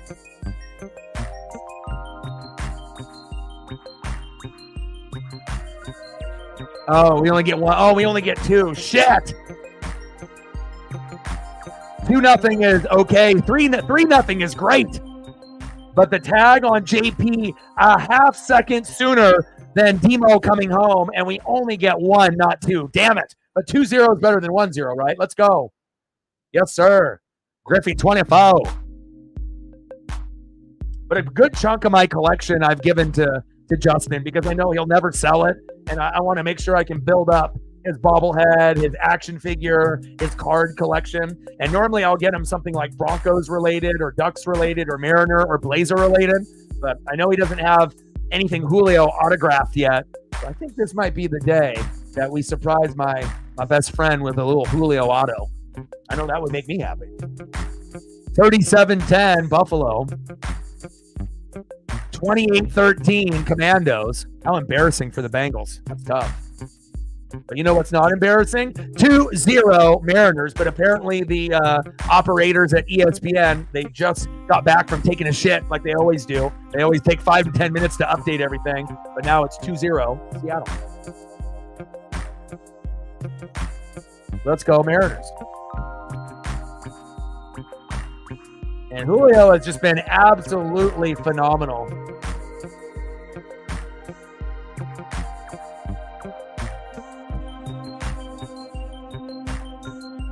Julio Rodriguez, 433 average, over 1,200 OPS, 3 home runs, 9 RBIs. Shohei Ohtani, also on the National League side, 500 average, 1,600 OPS. That's ridiculous. 6 home runs, 17 RBIs. Those are your players of the week, and deservedly so. Nice job, Julio. Nice job, Ohtani. And nice job, J-Rod. You the man. And again, imagine if this was a J-Rod from back in the day. He would have just been swinging for home runs, off balance in his swing. Thank God we fired Scott Service, and thank God we have Edgar Martinez to help Julio. Because, again, you got a guy that could be potentially a Hall of Fame player that didn't even make the goddamn All-Star game. And when you're a top 5 popular player and you don't make the All-Star game, it's kind of disappointing, right? You know, it's like we don't expect him to start every All-Star game, but we think he should be there. And, you know, he won Rookie of the Year. He was good last year. This year he sucked, but now he's getting hot, and he's actually having kind of a redemption in this last month and a half where he can actually get close to 300 batting average and 20 home runs. And that's a success, considering he was only at 4, 5, 6 home runs for a good chunk of the year. And now he's on the brink of fucking getting 20. Hell yeah. Go him.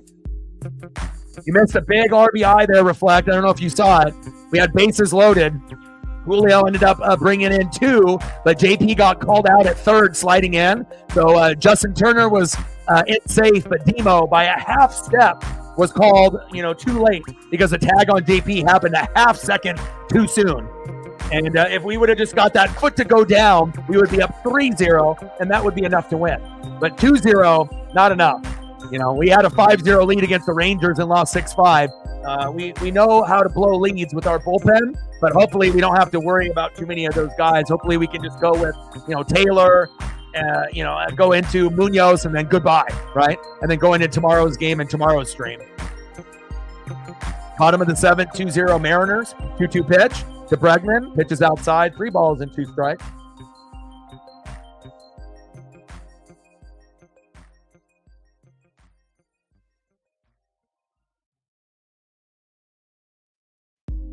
And I don't think it was really JP's fault. It's just like Pena and the third baseman were like right there with like Bregman. There was nothing that you could really do where the ball was hit and where the ball came in, for the throw in after it went into the outfield from Julio. There really wasn't anything JP could have done. I guess maybe head first or feet first. He could have did one or the other and tried to slide around the tag, but we're talking about a half second too late. It wasn't like he was out by a mile like we've seen some bad base running. So just kind of untimely bad luck. Bregman crushes that one foul. But we've seen a couple guys get thrown out terribly where they've been, JP had a few where he, slid past the bag and then took his hand off the bag and tried to put his other hand against the Rangers and got tagged out. So it wasn't like one of those, but still 3-0 would have been a hell of a lot better than 2, but we'll take it.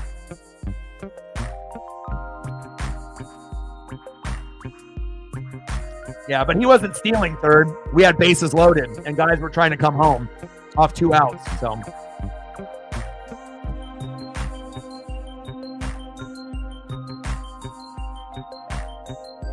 and he walks him.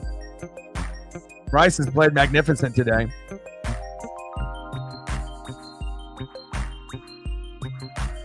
Next up for the Astros, catcher Yanier Diaz. And thank God Yordan Alvarez isn't in the game. I don't know if we're going to see him at all, but hopefully not.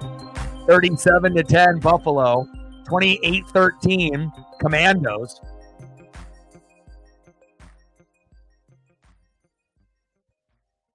Looks like the Bengals are trying to get on the board here. Pitches outside. 2 balls and no strikes. Yanier Diaz, 301 average, 16 homers, and 84 ribbies. We're at 10, 90 to go. And then on the likes, I think we need a few more, 5, 6, 7 more to get to 30. We're at, what, 24? When Lauren came in. Appreciate you, Lauren. 6 more likes to get to 30. If you're in the room and haven't smashed that like button, help us get there. Now we're at 25. Only 5 more to hit the goal. Let's go. And I ended up doing 3 reaction videos. If you want to check those out, I did Cowboys and Ravens. I ended up doing Vikings and Texans, as well as the Falcons and the Chiefs. Yanier Diaz with a base knock. Now we got runners at first and second with no outs. Uh-oh. We might need to pull Bryce Miller here. This is the key moment in the game. You end up pulling him 1 batter too late. The game might end up being 3-2 Houston. Got to be very careful here. Next up for Houston, DHing John Singleton, and this would normally be Yordan Alvarez.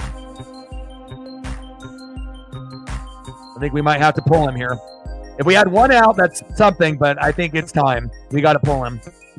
Going 6 innings is one thing, but he's already in the 7th. We got nobody out. If we just had 1 guy on, maybe we could get a double play, but, giving up those 2 batters at first and second, I think we bring in Troy Taylor, baby. But it looks like they're keeping him in. Hopefully this isn't a mistake.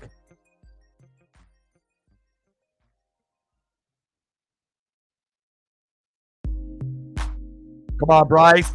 This could be the game. This is the biggest key moment of the matchup here. Bengals are threatening to get on the board here. 28-13. They need to catch up. Obviously, Jacksonville isn't.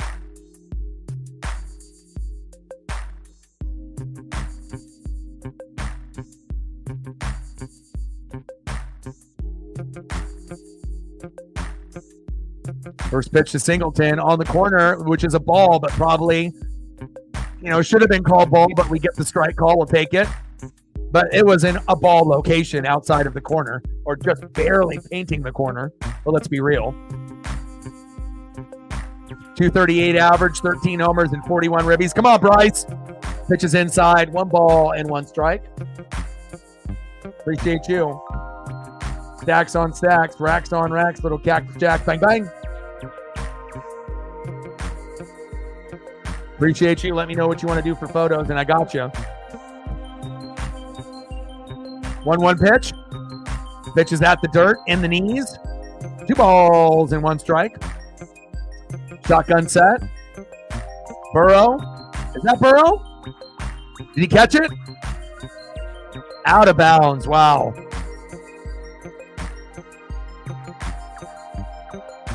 Higgins out of bounds. Shep in the building. What's good?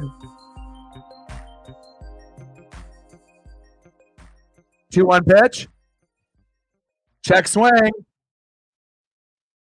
Nobody at third. Damn it.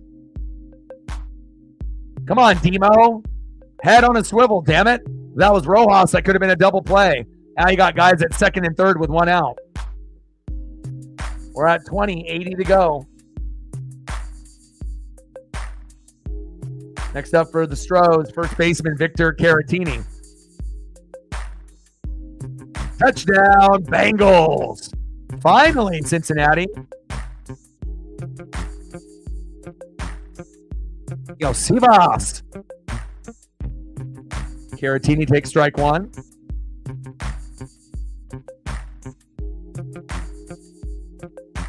Demo out of position. I mean, especially if you're going to substitute a guy like that in. I mean, yeah, you know, he might be able to hit slightly better than Rojas from time to time, but as far as defensively, Rojas is much better than Demo at third, at least. Maybe at second base, you know, Demo, you know, is a little bit better than he is at third, but that was definitely not good.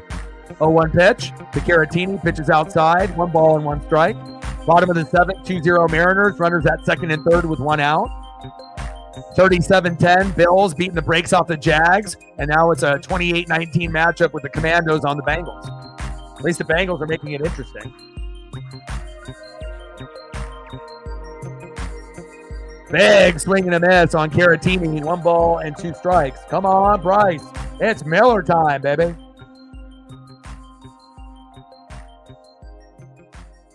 I haven't had a beer in like the longest time, but a Blue Moon with a little orange peel sounds so good right now.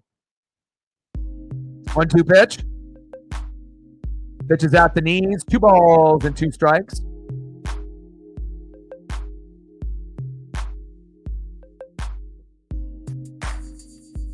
A lot of the Houston crowd hooting and hollering. A few of them are standing up. They know this is a key moment in the game. 28-20 Commandos on the Bengals. At least that one's getting better. 2-2 pitch. Dribbler towards first base, foul. 2 balls and 2 strikes.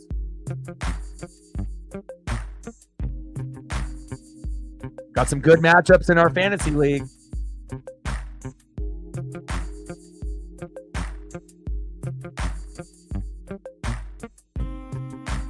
Yeah, I mean, if you're looking at the teams top to bottom, you know, between, you know, Reflect's team being in first place 3-0, you know, regardless of record, Megan's roster is probably the second best roster with Reflect right now.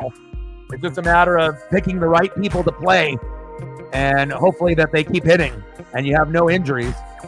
And you've done a good job, Reflect, with obviously Njoku, but the tight end position has been garbage. You know, no Njoku, no Mixon, but you still have enough depth where it hasn't hurt you.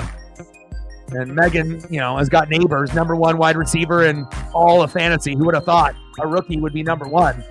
Reminds me of Justin Jefferson and DK when Zini had both of those players. But that's what happens sometimes. You end up getting a player that's a rookie, and sometimes that ends up being a league winner because they're so fucking good. No competition for targets, especially if you're, you know, on the Giants. They're terrible. The one good thing is Neighbors, and that's it.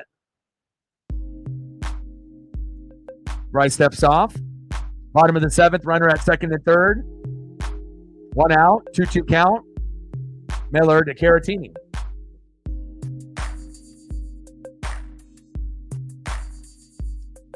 Two pitch. Got him! Fuck yeah. Big punch out. Big out number 2. Nice job, Bryce. That was huge. Huge. Huge. You the man, Bryce.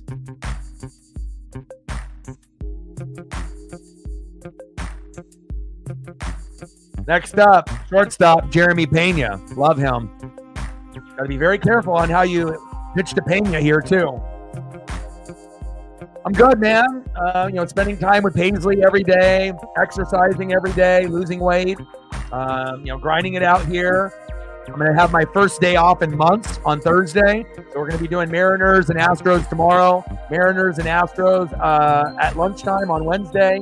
Thursday is Cowboys, Giants, and no Mariner game. So I'm going to take the day off and go to the arcade and play some video games, eat pizza, burgers, or tacos, and maybe even go to Voodoo Donut and grab some overly expensive donuts that taste delicious. So I'm looking forward to that. And I get a chance to hang out with my best friend, so that's always good too.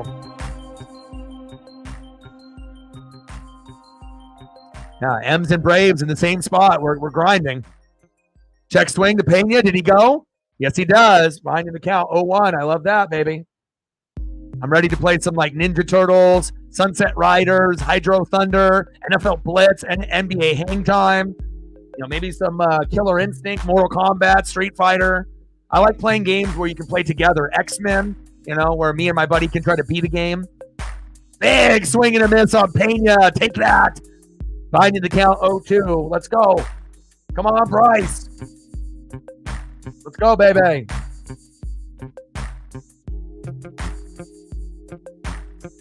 Let's go.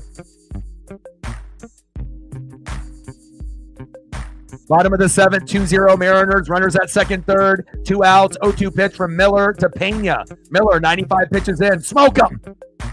Popped up. In foul territory. And Rayleigh running hard, but it goes into the front row. Souvenir for that fan with the Nolan Ryan throwback. And I might not be an Astro fan myself, but that Houston Astro Nolan Ryan, Mitchell and Ness is beautiful. Love that jersey. The Buffalo Bills might be the best team in the AFC. Obviously, if Pacheco is healthy, then you could say Kansas City Chiefs, but Buffalo looks pretty fucking good this year. Offensive line improved. Cook, top 5 running back. Defense lost like 5 starters, but it doesn't look like it. Got him! Hell yeah! Hell yeah, baby. It's Miller time, baby. Way to bring that electricity, Bryce. Beautiful. And let's be honest. If we had any pitcher, Wu, Miller, Castillo, Gilbert, Kirby, they would be able to get out of that inning only so many times. Maybe only 4 times out of 10. But I'm really happy it was one of those 4 times, and we didn't end up choking, and we ended up keeping them stranded. Let's go, Mariners. Hell yeah.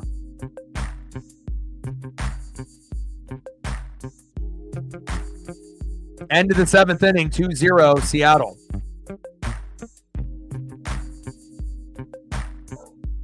Let's go to the top of the 8th.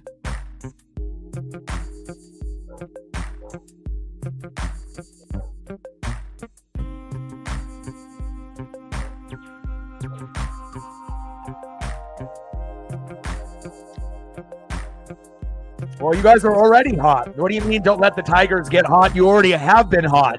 You already got one of the best records in the last month and a half out of any team in baseball. You already are. We need you to cool down so the Mariners make the playoffs. We need the Tigers to lose, the Twins to lose, the Royals to lose, the Astros to lose. We need all of y'all to lose.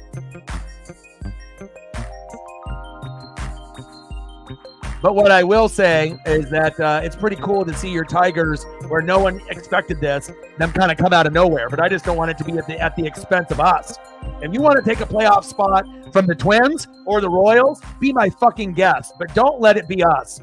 Don't let it be us. We need to get in too. If you're going to get in, we need to get in also. So someone's got to shit the bed. And it's either you're shitting the bed, the Royals are shitting the bed, or the Twins are shitting the bed. And the Astros. But we need to get in. Vamos, Mariners. Let's go.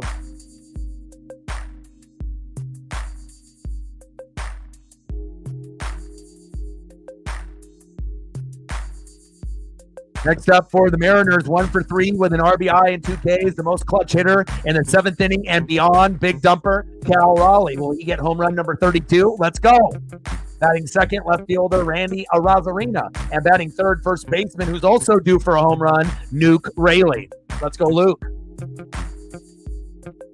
And Cal Raleigh is only 2 home runs away from tying Mike Piazza for the most home runs in the first 3 seasons. He's already been the MLB leader in home runs as a catcher. There we go. Nice base knock by Cal. And again, only 2 home runs away. If he gets 3 in the next 6 games, I don't know if he'll be able to do that unless he hits 2 in one game against the Athletics or the Astros, but then he'll end up having the record. But getting 30 home runs from the catcher position, we got to start having this conversation of Cal Raleigh being one of the best catchers in baseball, if not the best. I mean, if you look at Salvador Perez and Adley Rutschman and these other guys, they got a better batting average. But other than that, Cal's better than almost every other player in almost every other category. Just got to keep getting more national pub and recognition. Get that batting average up as well. Top of the 8th, 2-0 Mariners. Runner at first with no outs. Next up is Randy Arozarena. 0 for 3. Let's make it 1 for 4, baby. Let's go, Randy. Randy pops it up. Hopefully that goes out of play. 1 ball and 2 strikes. 218 average, 20 homers, and 58 ribbies. Randy just hit his 20th home run like Luke Raley. Let's add on to those totals. Let's go.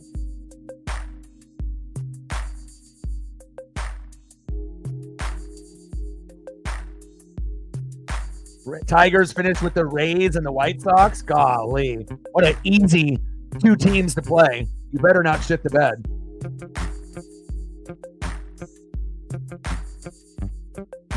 Arozarena chops that one foul. 2 balls and 2 strikes.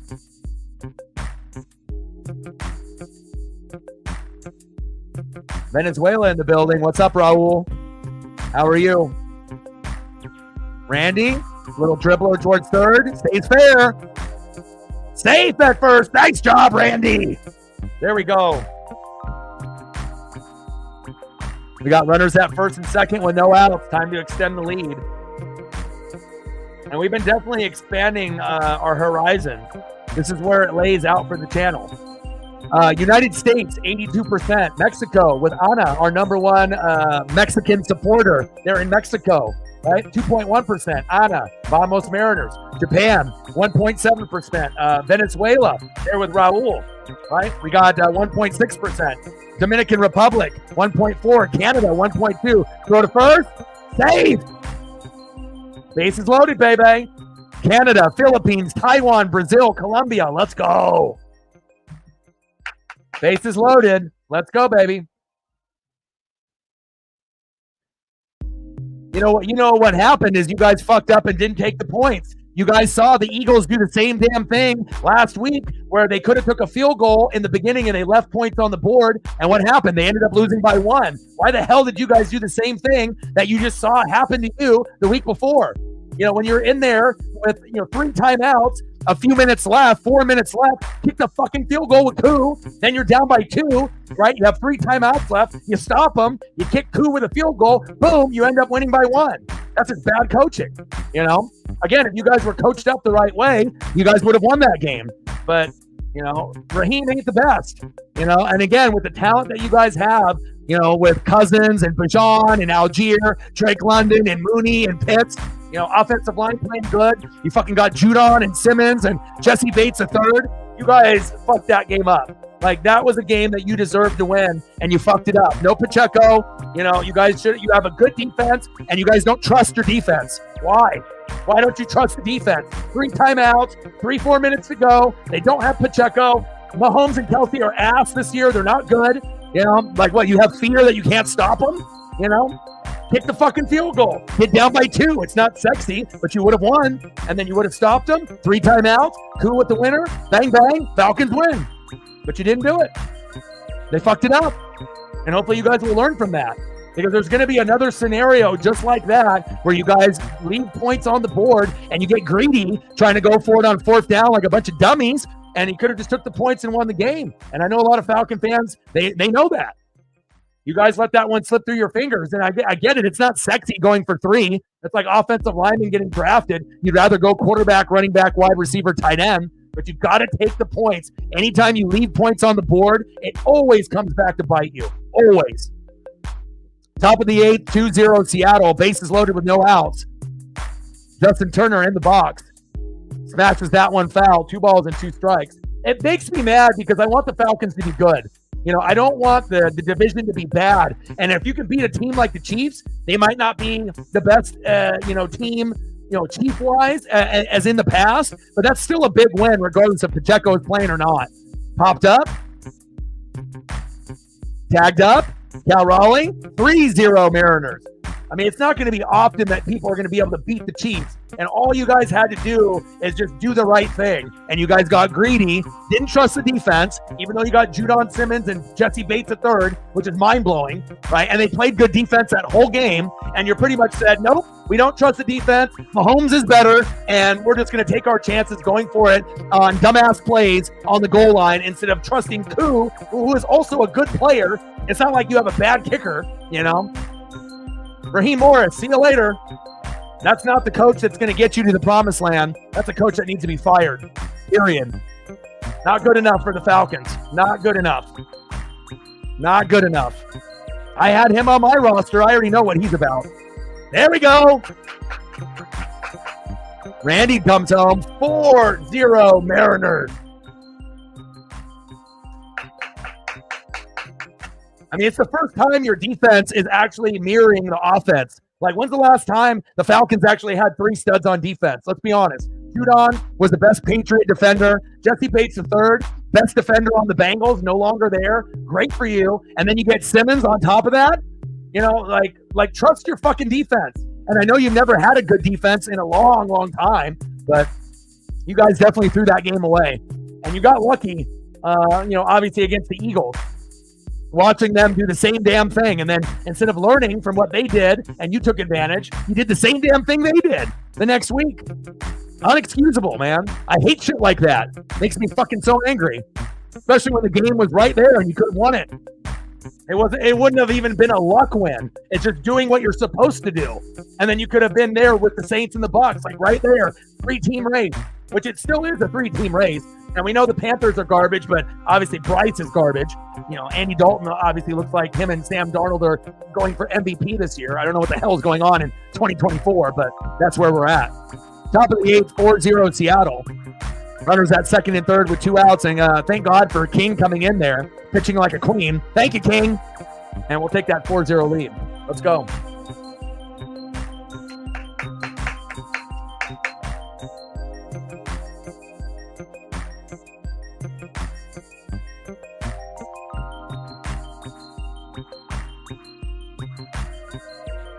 Yeah, and again, you know, if you end up going for it and you get it, you know, fine, you know what I mean? But again, it's like most of the time, you know, if you're going against a pretty good defense like Chris Jones and, you know, the players that they have, and you don't have a lot of room to maneuver in the back of the end zone, you know, you're pretty much saying, I don't trust the defense. You know, I don't care what they got out there. I don't trust them. And you're getting greedy, you know? And again, everyone wants to beat Chip Kelly. Everyone thinks that they can beat Chip Kelly at any given time. You know, not everyone, you know, can play call and have the right personnel to execute it.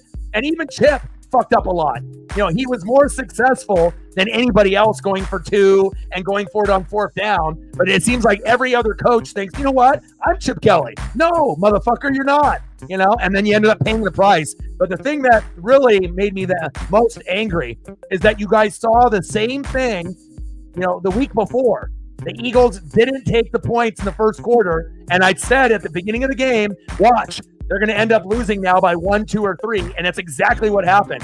You know, you never leave points on the board. Me and Reflect had a good conversation about that, and then lo and behold, 1 week later, after celebrating that big win against the Eagles, who look pretty good this year with Saquon, did the same damn thing, except instead of leaving points in the first quarter, you left them at the end. And if you only had like 1 timeout or no timeouts, fine. But when you got all 3, no excuses. 4 minutes to go, 3 timeouts. What's the excuse? Bad coaching. Raheem Morris, see you later. Not my coach.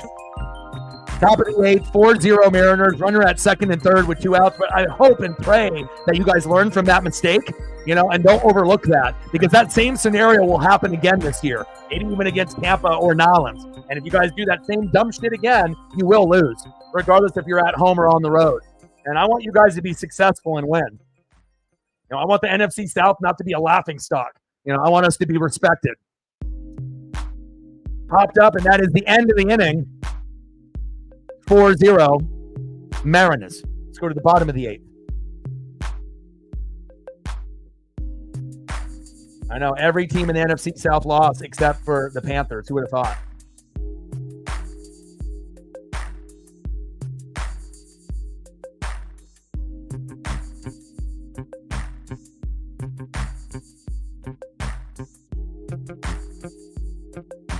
Nice job, Mariners. Let's go.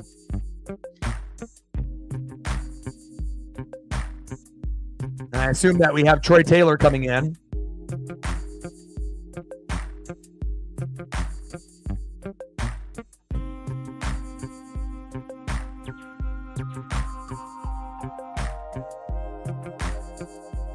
Next up for the Astros, former Brave, former Dodger, left fielder Jason Hayward, 0 for 2. Batting second, 0 for 2 with a K. Center fielder Jake Myers. And batting third, second baseman, everyone's favorite, Jose Altuve.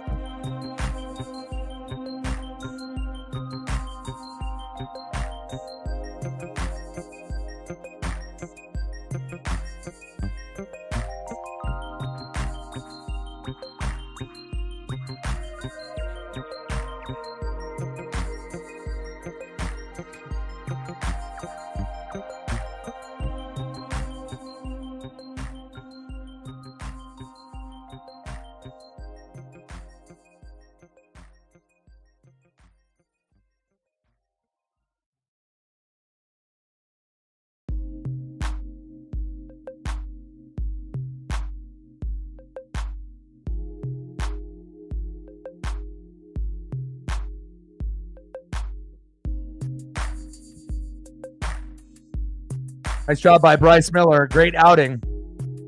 Bryce Miller, 7 innings pitched, 2 hits, no earned runs, 2 walks, 5 Ks. Now we bring in Troy Taylor, my boy.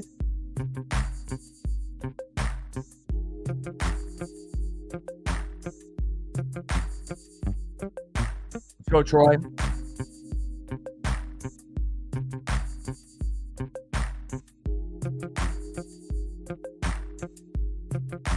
Big swing and a miss by Jason Hayward.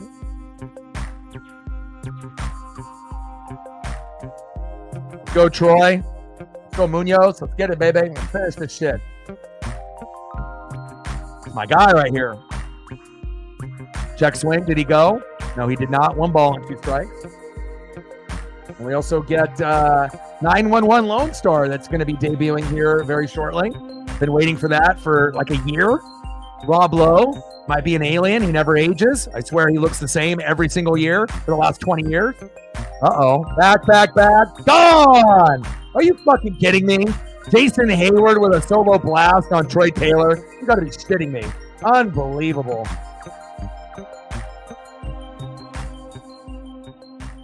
Nice job by Jason Hayward. But I don't like, my boy Troy Taylor giving up a homer like that. He's been roughed up his last couple starts. In the 8th inning or 9th inning. But nice job by Jason. Next up, center fielder Jake Myers. Good thing we got those extra runs. Yeah, Taylor has been giving up home runs lately. Not good. 47-10 Buffalo. Is that good? 31-26 Commandos. That one's coming down to the wire.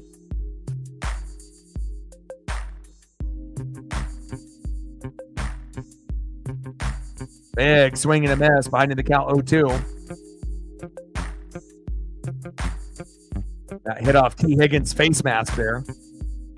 Definitely a lot of questionable calls or no calls in the end zone for like pass interference. That's why always people think that the Chiefs and the refs, and they got him in their back pocket. You know, it's either pass interference or not pass interference called. And I get it. Because there is a lot of questionable plays when you end up watching Mahomes. He gets more PI calls than any quarterback. And then also the defense doesn't get called for PI as much as other teams, when they end up making a foul like they did against the Falcons last night. I wouldn't say that they got the refs in the back pocket, but it is a little strange when you start seeing a team that gets a little bit special preferential treatment with the whole Tay-Tay, Taylor Swift, Travis Kelce combo. And I don't think it's necessarily the league is rigged, but definitely some suspect calls and no calls that we see every year. Every week it's at least something.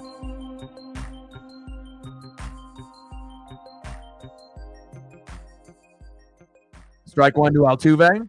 Come on, Troy.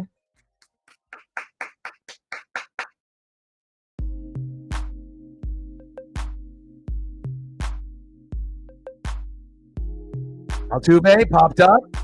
Shallow. Julio, get it. Oh, he missed it. It hit him in the face almost. Shit.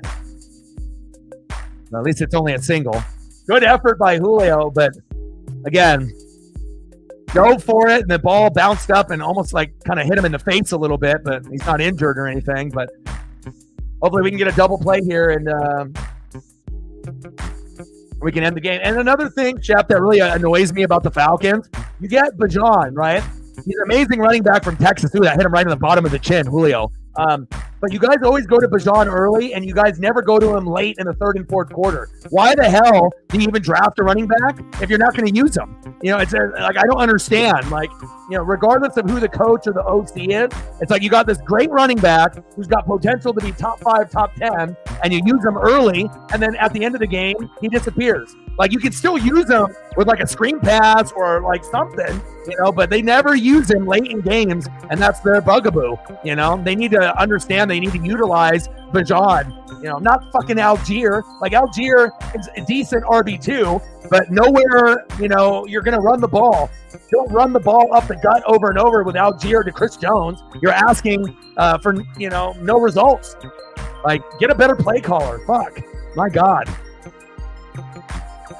0-2 pitch. Pitch is high. 1 ball and 2 strikes. I mean, hell, I get angry like I'm a goddamn Falcon fan. It just makes me upset when you guys have that potential. I want you guys to be good, and just letting games slip away like that. And honestly, you could have lost that Eagle game the week before, if we're really being honest. That one was a little bit of a lucky, Drake London had probably the best route on a game-winning touchdown that I've seen in like 15 years. Like, he broke that corner off that route, broke his ankles, and it was a great throw by Cousins, a better route run by Drake London, and it was game over. That was beautiful. But I hope that one day you guys get a better OC. I mean, look at the Hawks. They got rid of theirs and got a new one, and look how much better their team is. And look how much shittier Chicago is with Waldron. He's terrible. Look at those play calls at the end of the game. 4th down against the Colts, and they run some fucking like toss to the outside where like 8 guys are honing in. Dumb. Waldron's got to be the worst OC in football. I wouldn't even let him coach my son's Pop Warner team if I had a son. Terrible. Bottom of the 8th, 4-1 Mariners, runner at first, and everyone on the Seattle Seahawks are glad that he's gone. 3-2 pitch, chopper. Get his ass. Double play. 1, and only got 1.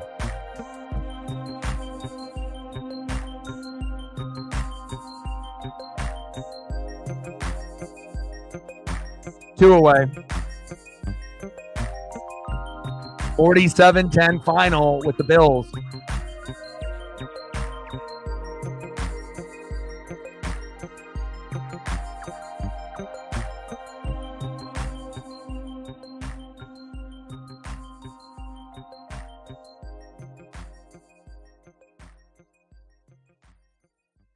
Tucker grounded into the fielder's choice in second. Next up is Alex Bregman. Let's get out of this inning. Like, sub, donate, comment, share. If you haven't smashed that like button just yet, please do.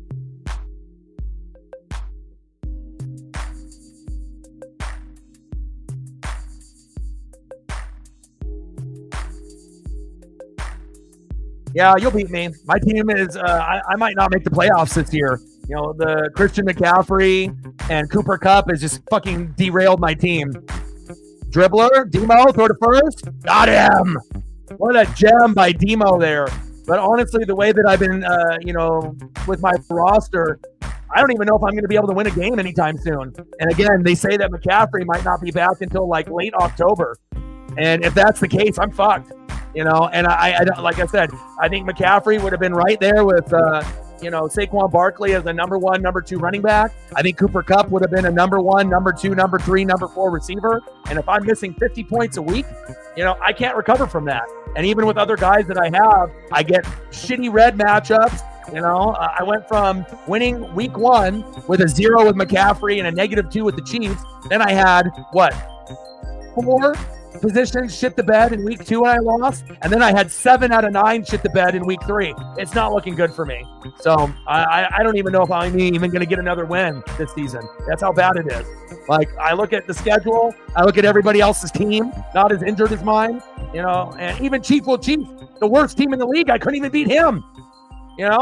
He has the most injuries, and I probably have, he got AJ Brown and Puka, but with AJ Brown and Puka, that might be like 30 points a week. CMC and fucking Cooper Kupp, that's like 40 to 50 a week. That's a little bit of a difference. So, and maybe even higher than that. There might be weeks where McCaffrey ends up putting up 40 by himself and Cooper Kupp puts up 30, 40. It could be as much as 70, 80 with 2 players. So, I'm very disappointed, with the way that the league is shaping out. I like that everyone else is doing better, but it's at the expense of me. And I feel now like, I haven't finished any worse than third. I've never lost in week 2 and week 3 ever. And I've never lost back-to-back games within the first 3 weeks. So I'm in serious trouble of, finishing in the bottom 4. And unless Cooper Kupp comes back and is healthy the rest of the year, and maybe Christian McCaffrey ends up getting some kind of bionic leg in Germany where he's going there to get a second opinion. But if I got to wait until like week 8, week 9 for McCaffrey, I'm fucked. Like, I got other running backs, but my matchups aren't good. I got red matchups every fucking week, And again, you can have great players, but if you don't have a good matchup and you have good defense, like this week I had red 1 on Connor and red 1 on Mike Evans. I mean, fuck me. I mean, can I get a little bit of a break? But apparently not. So, but I assume that you'll beat me. And then I got Megan after you, and I'll lose that one probably too. So this will probably be my worst year in fantasy ever. And maybe I will never pick Christian McCaffrey or Cooper Kupp ever again because of this experience. I probably should have went, Breece Hall and Nico Collins or something like that. But, it is what it is. You live and you learn. But, if I don't end up having a monster run in the second half of fantasy, I never will draft those players again. Never. Mark my words. Never. Yeah, I got a tight end problem on top of that, too. I got fucking Sam Laporta. 3 to 5 points a game. How the fuck am I supposed to win with that? Thanks a lot, Laporta, you bitch ass. And he got a little ankle injury on top of that. Low ankle sprain, not high ankle. I can't count on him either. But 7 out of 9 is ridiculous for someone like me that's researching, watching film, spending hours on end on the app just to fucking lose every week. Bullshit. But I guess that's how it happens. I've never had, injuries to top stars for this long ever. So I guess there's a first for everything, but someone's going to take my spot, and whether that be Shep or Megan or whoever, that'll be a good opportunity for them to try to win the chip. And we know Reflect is in, but who's going to join Reflect in the playoffs? We'll have to wait and find out. And this is also the first time in the league that we've only had one undefeated team by week 3. Never happened. Never. We have never seen a 3-0 and everyone else is 2-1, 1-2, or 0-3. Julio, back. Is it gone? Is that a home run? What is that? A double. Robles scores. There we go. 5-1 Mariners. Oh, the ball is stuck. He's like, let me get that. Oh, he got it. We'll take that. And a lot of y'all, again, some people have got hit with the injuries more than others. And again, questionable or just missing a week or two, fine. But when you got guys that are on fucking IR and they're out for 4 to 8 weeks, there's no recovery from that. I wouldn't wish what I have on my team. I wouldn't wish it on anybody. It's the worst thing ever. Fuck McCaffrey. Fuck Cooper Kupp, those bastards. Injuries, sons of bitches. But I guess that's my life. But if they come back healthy the rest of the way, your boy might, and this is a very big might, I might be able to get 4th place. Maybe. But 1st, 2nd, and 3rd, totally out of the question. But 4th place, I might have a chance. That's what I'm shooting for. And that's sad because normally I shoot for I'm winning it all. But now I just got to pray that I can try to get in and then anything would happen. But if I do get 4th, who do I match up in the 1st round? Reflect. Not good. That's why, obviously, if you get 1st, you play the 4th place team and then 2nd place 3rd. And it's only 1 week and 1 week. So we play 14 weeks. And then week 15 is the 1st round, and then week 16 is the championship. And there's still week 17 and 18, but a lot of teams have players on buys, so we don't want to do best of 2 weeks, where we're having garbage quarterbacks at the end, like with me, either Baker or like Nick Mullins. And if I would have started Nick Mullins last year, I would have won the championship over Reflect, but I didn't do it. And I put Baker in, and I fucking lost. So, sometimes you want to win with your guys, and I paid the price. And the best team won. Yeah, but the thing is there's 11 weeks left, but I looked at my roster. I looked at my matchups. I look at the other teams. It's not looking good. It's not looking good. Now, if I was going to get McCaffrey, Chubb, and Cup back next week or 2 weeks from now, yeah, I'm good. But not, all the way back and another double. There we go. 6-1 Mariners. There we go. I'm just being, honest. I wish things would be better, but there's a lot of time left. But again, no one else has got guys that are going to be on fucking IR that are that impactful. 2 top 4 players out for an extended period of time. How do I recover from that? You don't. Now, if they were 2 top 15 players or 20 players, you can recover, but not 2 top 4 or 2 top 2, It's impossible. 6-1 Mariners. Next up is Luke Raley.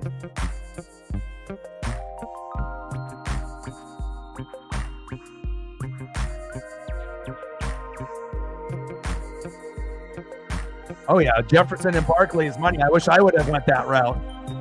But, of course, I decided to do something different, and I paid the price. Because I usually have certain players that I pick every year, and I usually get Jetta, or I'm looking at him, but that's why I don't like picking first. I don't want to pick first anymore. I want to pick like 4th or 5th.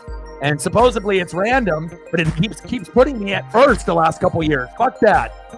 I need to trade with someone.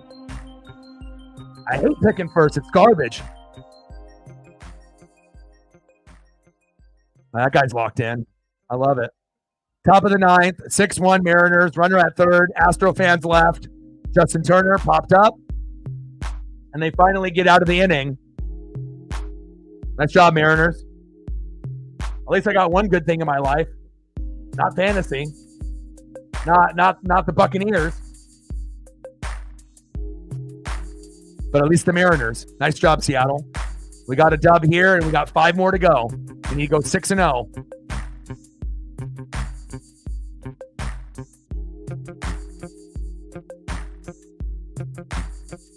Next up for the Astros, 1 for 3 catcher Yanier Diaz. Batting second, 0 for 2 with a base on ball, John Singleton. And batting third, first baseman, 0 for 3, 2 Ks, Victor Caratini. Yeah, I my wide receivers are way too fucking thin. I was really banking on Cooper Kupp and Mike Evans pretty much the whole year, and then maybe another guy I would substitute randomly. You know what I mean? But I wasn't anticipating, AR to be dog shit. I wasn't anticipating fucking Sam Laporta to be dog shit. I wasn't anticipating all these injuries either, but I guess that's life. Baker Mayfield with an 8. Mason with a 10. Pollard with a 5. Evans with a 3. Judy with an 8. Laporta with a 5. Chargers D with a 4. Fuck my life. Jesus Christ. And then the bench doesn't get any better. Connor with a 3. Right? Ford with a 10. Moss with an 11. AR with a 5. Rashad White is garbage. If I would have known Rashad White was going to be garbage, I would have never drafted him. And I would have picked up Bucky Irving. But obviously, Matt, with his love with the Oregon Ducks, will just keep Bucky on the bench, when I could actually be using that piece. But Bucky should be starting. Rashad White is trash. He's not good. So, he was slow in the first month last year. But again, when you end up only getting like 2 or 3 yards per carry, and then you see the Oregon Duck rookie, ripping off 5, 6, 7 yards per carry, Bucky should be the starter. Rashad White is dog shit. So I definitely fucked up by taking Rashad White early in the top 3 rounds in my draft. I should have went anybody but him. But I guess you live and you learn, right?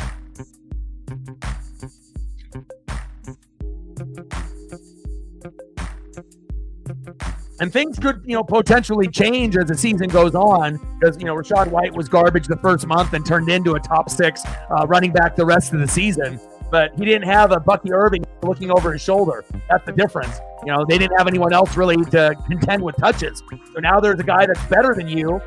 I can't even use Rashad White. Half of my starters that I drafted, I can't even use. Like, what kind of bullshit is that? AR can't use him. Rashad White can't use him. CMC can't use him. Cooper Kupp can't use him. Like, what the hell? One away. We got Bizzardo in the game. We're confident.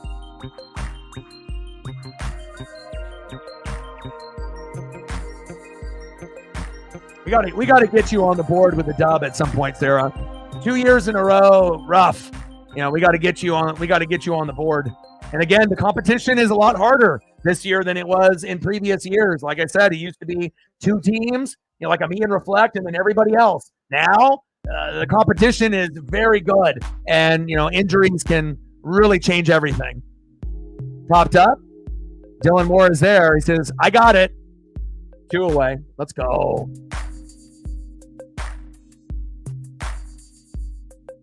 Nice job, Bizzardo.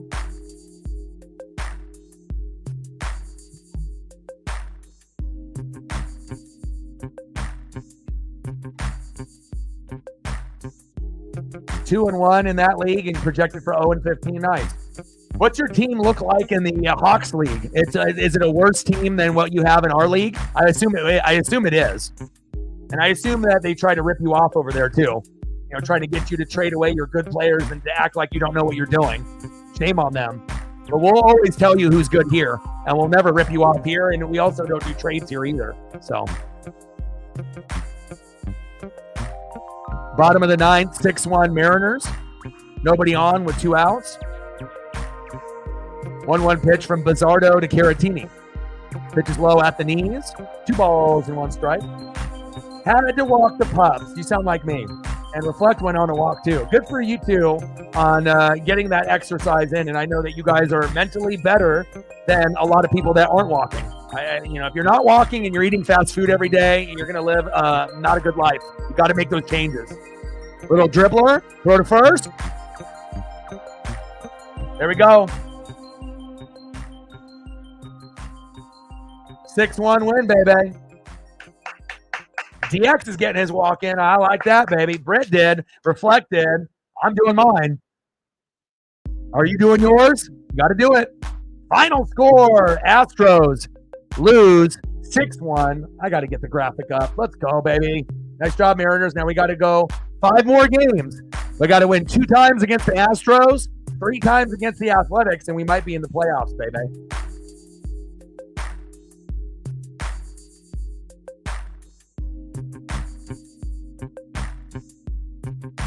Final score, Mariners 6, Astros 1. And when the Mariners win, what the fuck do? We dance. Mariners win. Mariners win. Mariners win. Fuck yeah. My fantasy team might suck ass, but at least the Mariners are doing something. Let's go. Nice job.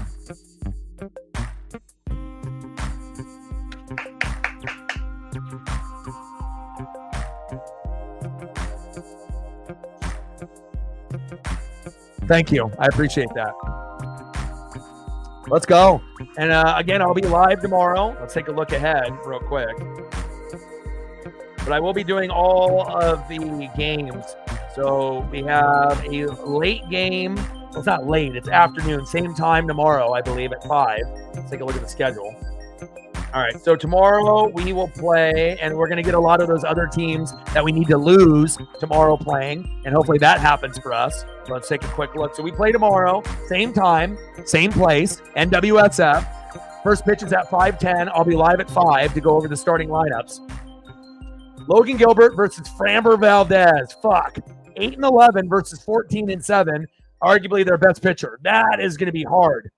The projection right now is Astros have a 63% chance to win, unless Logan Gilbert just goes crazy and we hit 5 runs, 7 to 10 hits, and we can get it done. And then on Wednesday, the rubber match is early. For the first game, we're on at 11 a.m., and I will do that game. Kirby versus Kikuchi. We can win that one for sure. So I'll be doing that Thursday. Cowboys-Giants on Thursday Night Football. Mariners have the day off. I have the day off. I'm going to go do the arcade and do the pizza, burgers, tacos, voodoo donut thing. And then we'll be back at it on Friday with the Astros obviously done. And then we'll be playing the Athletics. And then on Friday, the game will be on 7 o'clock. And that will be Athletics versus the Mariners at home. Sears versus undecided. I don't know if that'll be Emerson Hancock, Castillo, or someone else, but we will see. Jerry got us to 30 likes. I appreciate that. Thank you so much. And then what are we looking at in the football matchup? We got a minute left, 38-26. Bengals are down, and they're not coming back. They're down by 12. Damn, that's tough. And you're in the same boat as us. The Braves and the Mariners are both a couple games back. So now we're 1.5 back instead of 2. So let's sneak in, you know. My fantasy team is like the Mariners. We got to find a way to get in any kind of way. Go Braves and go Mariners. Absolutely. Well, I love you guys, and I appreciate you guys very, very much. Again, I'll be live tomorrow, same time, same place, and hopefully same result with a Mariners win. Hope everyone has a great rest of your night. I got to be able to give Paisley all the love and snugs, and we're going to go on another long walk. I got to take her to the groomer, get her nails done, get her hair did, and wash her body so she can be clean and she can feel great. And we'll go to Petco and get her a new toy or two. And I'll be live tomorrow. So definitely looking forward to that. And I got one question for you. Who talk sports like us? Your boy Ryan, Northwest Sports Fanatics, and I'm out. Okay.